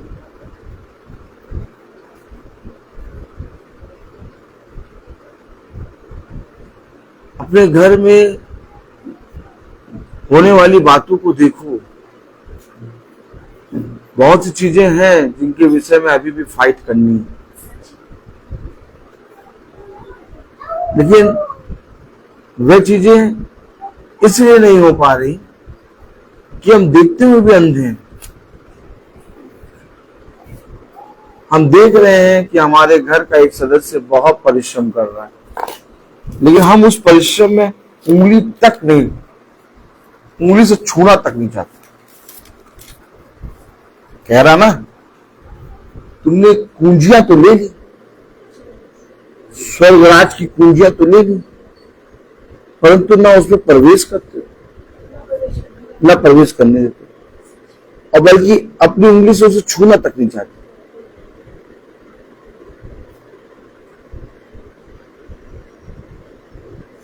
कितनी बार आप बाइबल में पढ़ चुके हैं, हन्ना मंदिर की ओर जाती थी, और जब जब जाती तब तब पनिन्ना उसको चढ़ाती, और पनिन्ना के चढ़ाने के बाद भी हन्ना मंदिर की देवरी पर प्रतिदिन जाती थी। क्यों जाती? तो क्या हमारा मुंह तब खुलेगा जब हम भवन में आके हमेशा बैठे?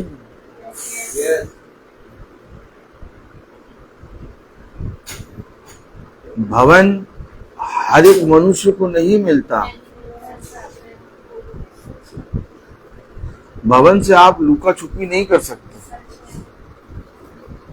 क्योंकि भवन एक तो बहुत कम मनुष्य को दिखाई देता है। पहले मैं बता दूं, क्या बात कर रहे हैं, एक आयत पढ़ो। अरे यार क्या यार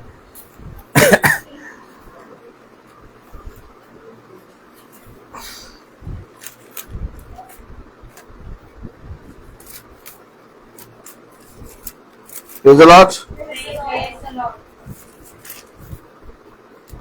उत्पत्ति 12वां अध्याय।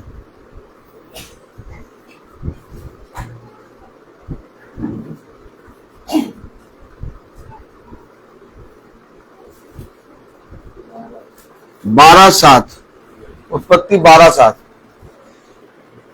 Praise the Lord. उत्पत्ति 12:7। अब देखिए ठीक हो गया ना, अब उमस नहीं हो रही है। बंद रहता है ना, पूरा हफ्ते भर बंद रहता है। अब तो 1 घंटे में एसी ठंडा कर दे। एक काम को डीसी लगवा दो। उत्पत्ति 12:7।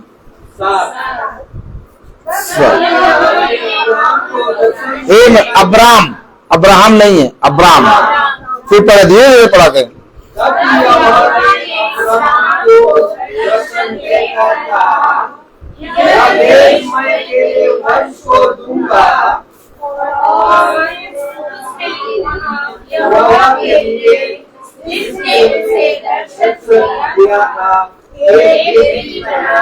वेदी वहीं बनेगी जहां दर्शन होगा, वेदी वहीं बनेगी जहां पर खुदा उस स्थान को देगा। हर जगह वेदी नहीं बन सकती।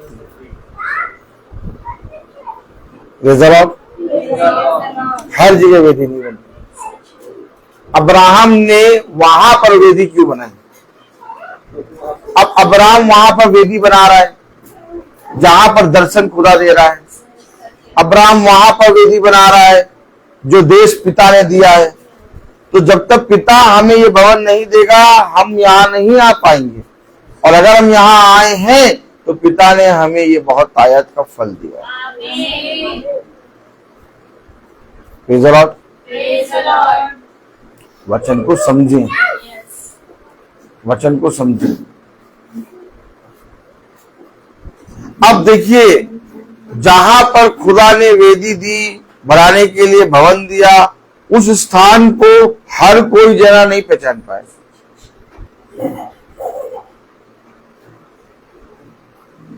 मानेंगे, कहेंगे भैया हमने भवन में आके मांगा था और हमारे साथ हो गया।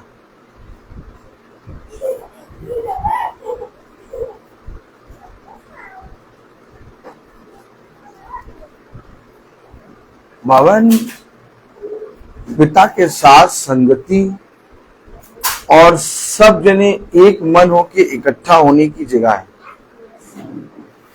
भवन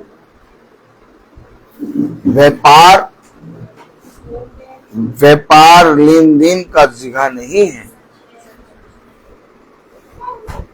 कि हमने भवन में मान लिया, हो गया, अब हम आ गए 1 किलो बेसन का देसी घी का लड्डू लेंगे।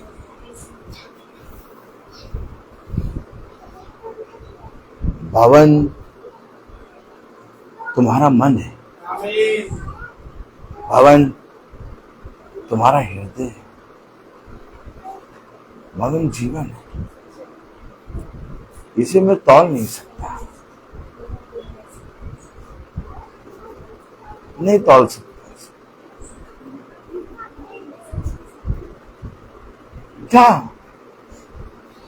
क्या मैं अपने सृष्टिकर्ता से व्यापार करूं? कहां आके हम बैठ गए, किस जगह पर हम आ? ये व्यापार करने का जगह नहीं है, ये दीन बनने की जगह है। जब तक हम चंगे नहीं होंगे, जब तक हम मन से चंगे नहीं होंगे, भवन नहीं आ पाएंगे। और भवन में अगर हम आके बैठे हैं तो पिता ने हमें योग्य बनाया है और अपने चुने हुए जाने को, अपने योग्य किए जाने को तुच्छ न समझो। कितने काम पिता ने हर एक जने के साथ करे, कहाँ है वो? कहाँ है वो? आज क्यों नहीं बैठे हैं यहाँ पर? उनके काम हो गए, उन्होंने धन्यवाद दे दिया। 1 किलो बेसन का लड्डू चढ़ाया तो था, तुम्हें याद नहीं है?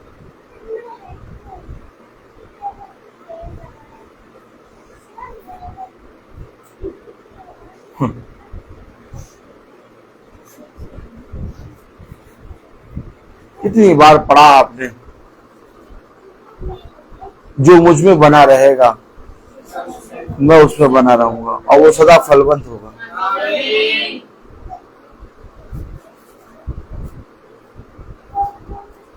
कहीं पर भी जाओ, चाहे दुख में हो चाहे सुख में हो, हमें भवन याद आता है कि इस समय भवन लगेगा, इस समय भवन है, हमें वहां पहुंचना है। क्यों? क्यों? क्योंकि अब भवन एक ईंटे पत्थर का बना हुआ कमरा नहीं है। भवन हमारे मिलने और इकट्ठा होने और पिता के वचन को आदर और महिमा देने का स्थान है। यहाँ कोई मनुष्य की बातें नहीं होती, यहाँ पर केवल वचन, लिखे हुए वचन से बातें।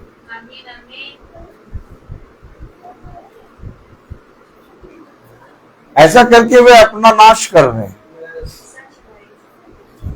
क्योंकि आप और हम केवल देखी हुई आशीष देख रहे हैं, और वे आशीषों का क्या होगा जो पिता उन्हें साल भर में देना चाहता था, उन्होंने रोक दिया।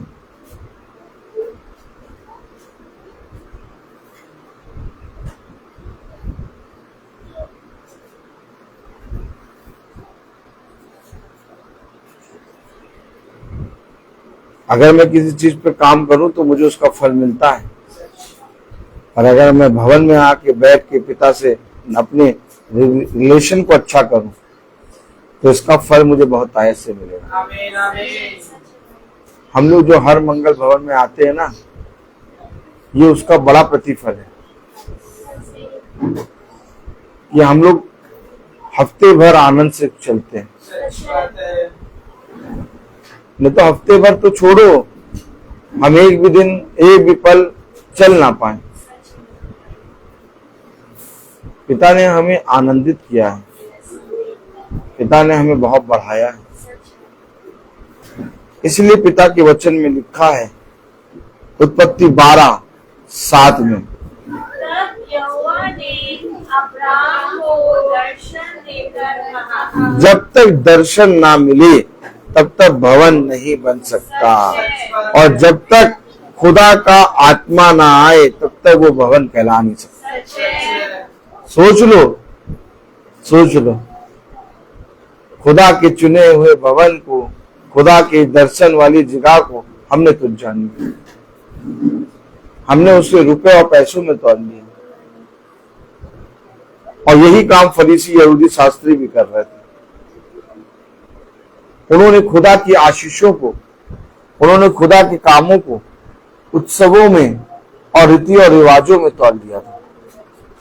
अब वे पिता की आशीषों को, उसके कामों को अपने जीवन में ग्रहण नहीं करते थे। पहले से एक बकरा पालने लगते थे। ताली बजाओ। बकरा किस्तों पर, क्या पहले से बकरा पलने लगता था। उनके लिए रिवाज बन गया था, उनके लिए रीति बन गई थी, उनके लिए ये काम बन गया था। और फिर धीरे धीरे क्या होने लगा कि तुम्हें बकरा जो है खरीदने भी नहीं जाना पड़ेगा। हाँ, बहुत दूर खरीदने जाना पड़ता है ना बकरा। अब तुम्हें बकरा खरीदने नहीं जाना पड़ेगा, अब तुम्हें बकरे को दुलाना नहीं पड़ेगा, अब बकरा तुम्हें चुनना नहीं, बस वहां जाओ, मंदिर पे जाओ, वहीं पर सब लेके खड़े हैं, पैसा दो, अरे जाइए। एकदम ब्यूटी पार्लर से सजा बकरा मिल जाएगा, और तुरंत ले और तुरंत याजक को पकड़ा, याजक तुरंत बलि करे, तुरंत तुम्हारे पाप छोड़ जाओ। बिजनेस।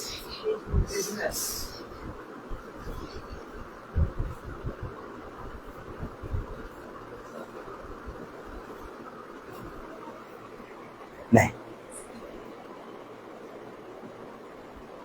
नहीं, पता क्या लिखा है वचन में?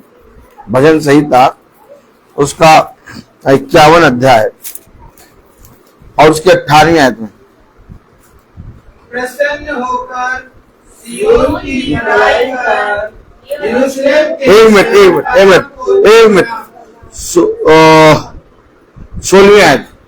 क्योंकि तू भेंट से पसंद नहीं होता। यही वो कर रहे थे।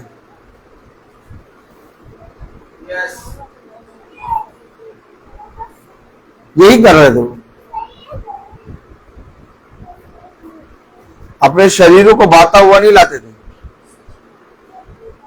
वहां आ गए 5 किलो बोरी आशीर्वाद का खरीद के, हाँ, और चढ़ा दिया। 16वीं आयत में लिखा, क्योंकि तू मेल बलि से प्रसन्न नहीं होता, नहीं तो मैं देता। होम बलि से भी तो प्रसन्न नहीं होता। होम बलि, मेल बलि,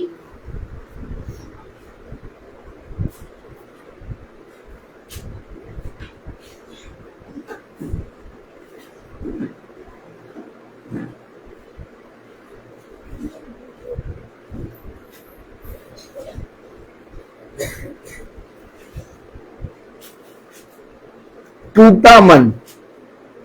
17वीं आयत, टूटा मन खुदा के योग्य बना है, हे खुदा टूटे और बेचे हुए मन को तुझ में नहीं आता। ये मन हमेशा भवन में आता है, टूटा पिसा तुच्छ।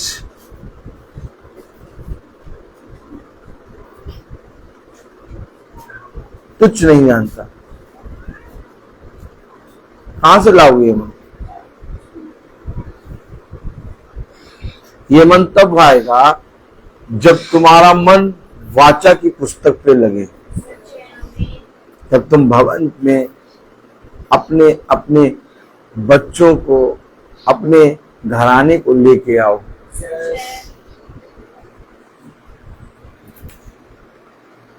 मैं ये नहीं कह रहा कि मुझे भवन में भीड़ देखनी।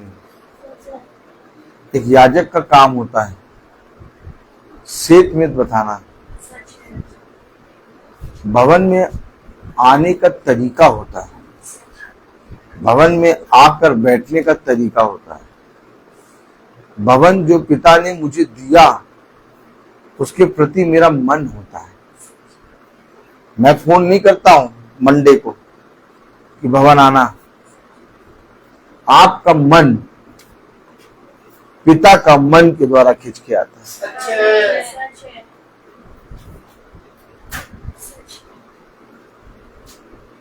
हम सब एक विश्वास में, और अगर मैं फोन कर करके आपको बुलाऊं तो वो विश्वास नहीं है, वो एक बिजनेस है। और मुझे बिजनेस नहीं करना है, मुझे विश्वासी भाइयों के साथ विश्वास में चलना है, क्योंकि मुझे एक बड़ा प्रतिफल चाहिए। कहीं तुम चलने के बाद ये ना कहने पाओ कि आपने जो हमें बताया वो व्यर्थ था। मैं तुम्हें हमेशा सच सच बात बताता हूं। क्यों?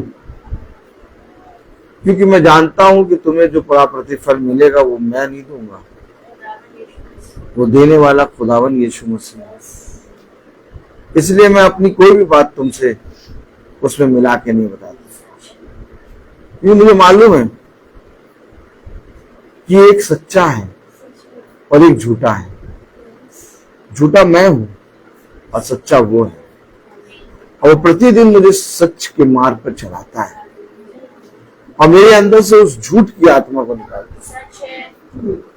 इसलिए हम किसी से नहीं पूछते कौन आएगा कौन नहीं आएगा, आप कल क्यों नहीं आए, आप भवन में पिछली बार क्यों नहीं आए थे।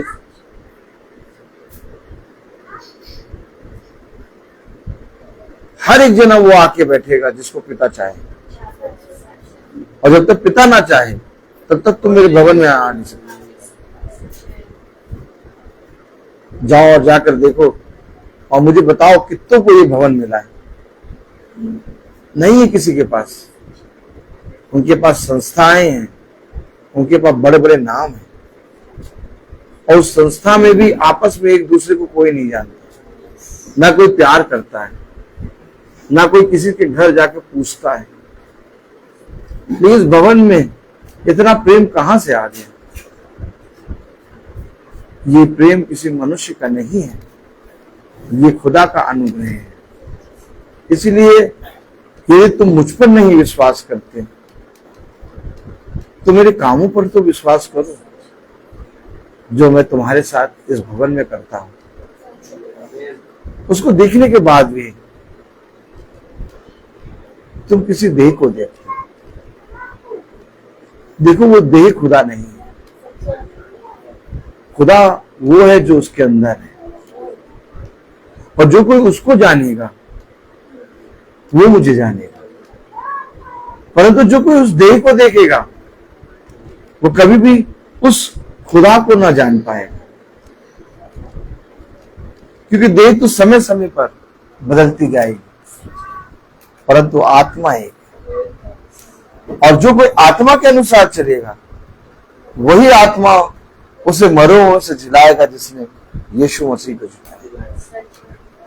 इसलिए मैं ये नहीं चाहता कि तुम लोगों को दिखाने के लिए या किसी मनुष्य की दृष्टि में भले बनने के लिए यहाँ आओ। मैं तो ये चाहता हूं कि तुम मेरी दृष्टि में सदा बने रहो, क्योंकि मैं जानता हूं कि मेरे पास, तुम्हारे पास तुम्हें देने के लिए एक बहुत बड़ा प्रतिफल है, और वो बड़ा प्रतिफल तुम्हें तभी मिलेगा जब तुम मेरे निकट आओगे। परंतु वो दुष्ट नहीं चाहता कि तुम मेरे निकट आओ, इसलिए उसने तुम्हें तमाम किस्म की बातों पर और तमाम किस्म की योजनाओं में बदला रखा है। देखो, जो कोई उसकी ओर दृष्टि ना करके मेरे वचन पर दृष्टि करेगा वही मेरा पुत्र पुत्री है। देखो, मैंने इस पृथ्वी पर तुम्हें स्वतंत्रता दी है। मैंने तुम्हें इस पृथ्वी पर कभी भी बंधन नहीं दिया। मैंने तुम्हें कभी भी अपना दास नहीं बनाया, क्योंकि दास नहीं जानता कि पिता कहाँ जा रहा है, बल्कि मैं तुम्हें अपना पुत्र पुत्री बनाऊंगा, ताकि मैं जहां रहता हूं वहां तुम रहो। ये मेरे पिता के शब्द हैं।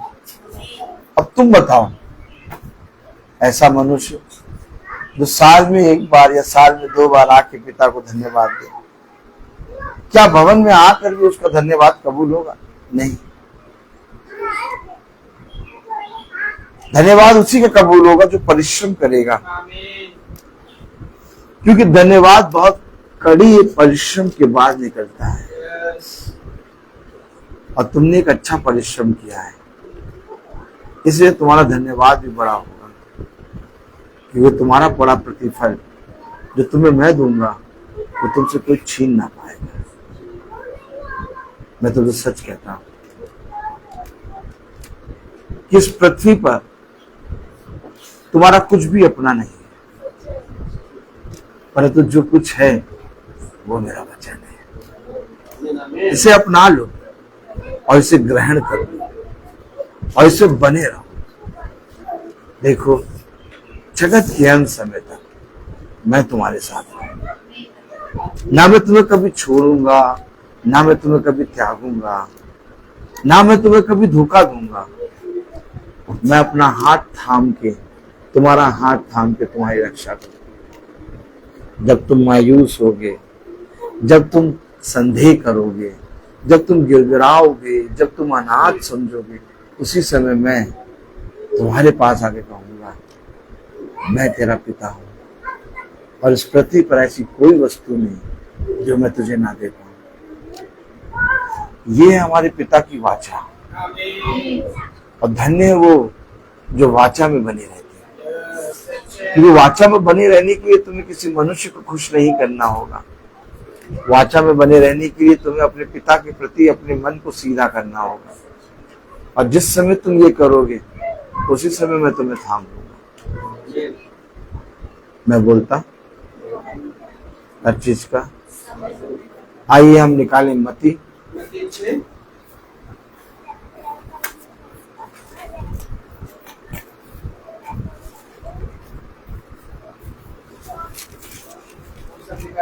6:1-4 तक हम सब एक साथ पढ़ेंगे।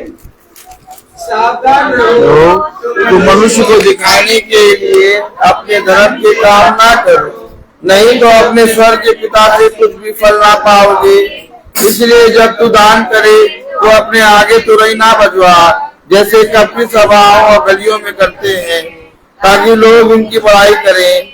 मैं तुमसे सच सच कहता हूँ कि वह अपना प्रतिफल पा चुके। परंतु जब तू दान करे तो जो तेरा दाहिना हाथ करता है उसे तेरा बायां हाथ ना जानने पाए, ताकि तेरा दान गुप्त रहे, और तब तेरा पिता जो गुप्त में देखता है तुझे प्रतिफल देगा। आमीन।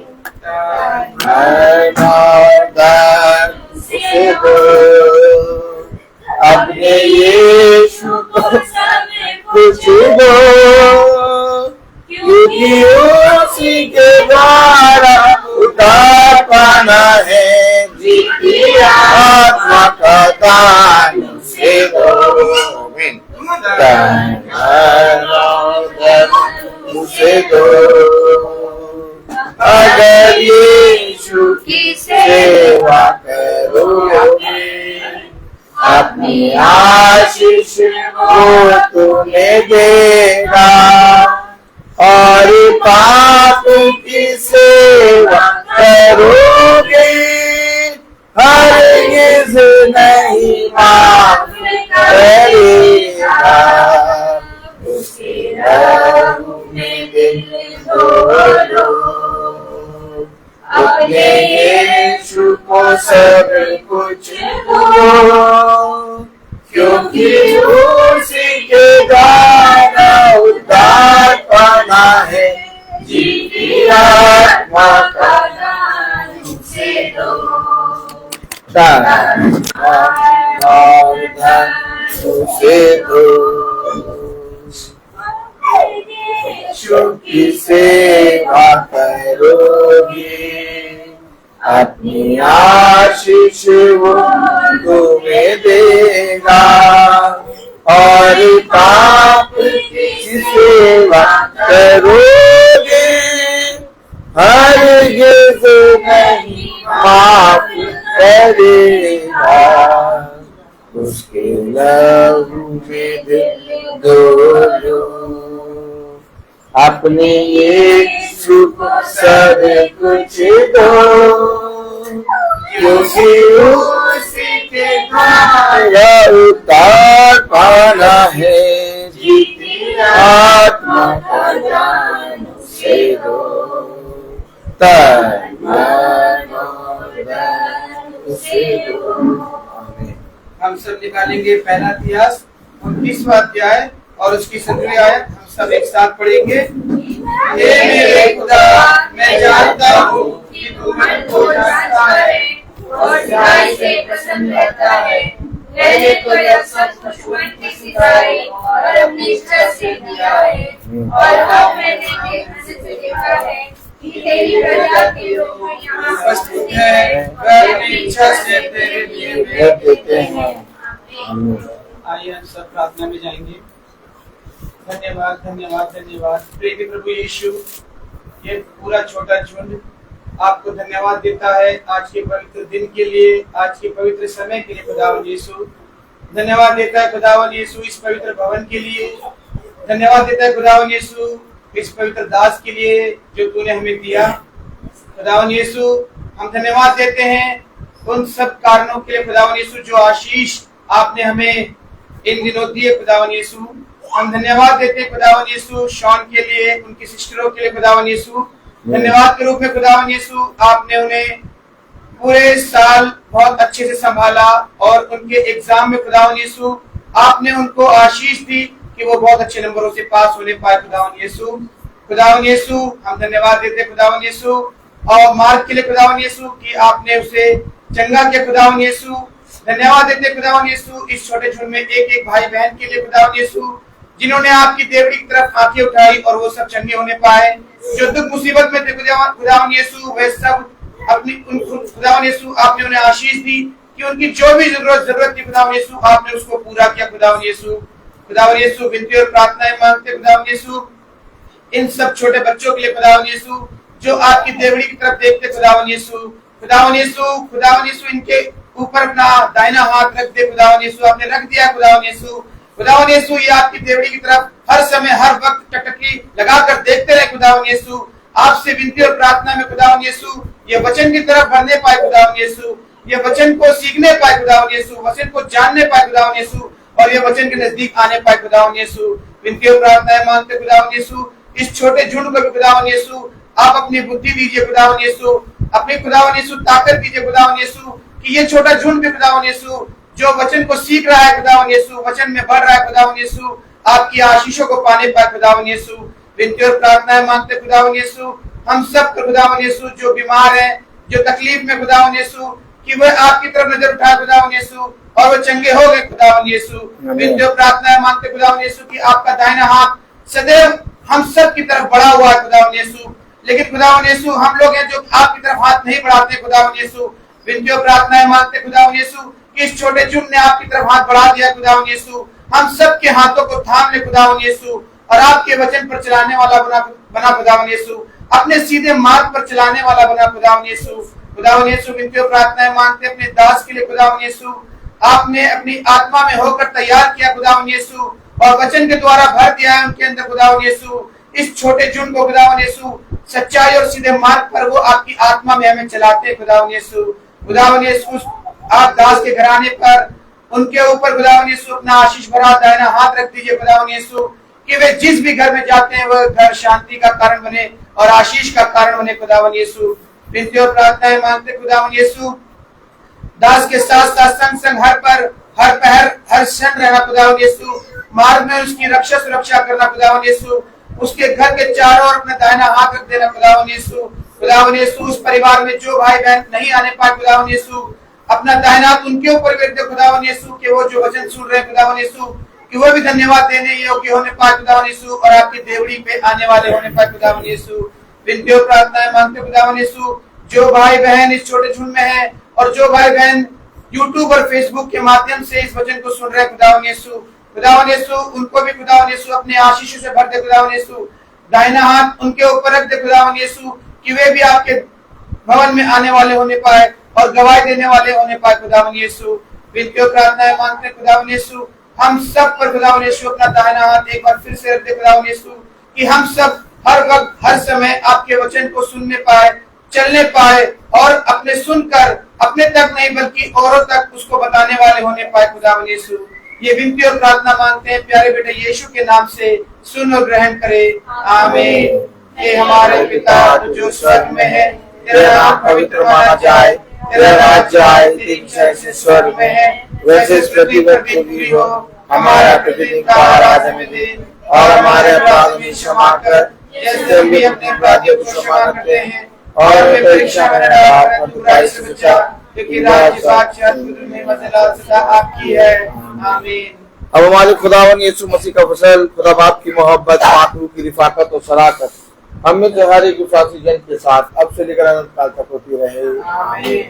धन्यवाद धन्यवाद धन्यवाद सारी आशीषों के सूत धन्यवाद धन्यवाद धन्यवाद धन्यवाद सारी आशीषों के सूत धन्यवाद सारी आशीषें आती हूँ धन्यवाद धन्यवाद धन्यवाद सारी आशीषों के सूत धन्यवाद।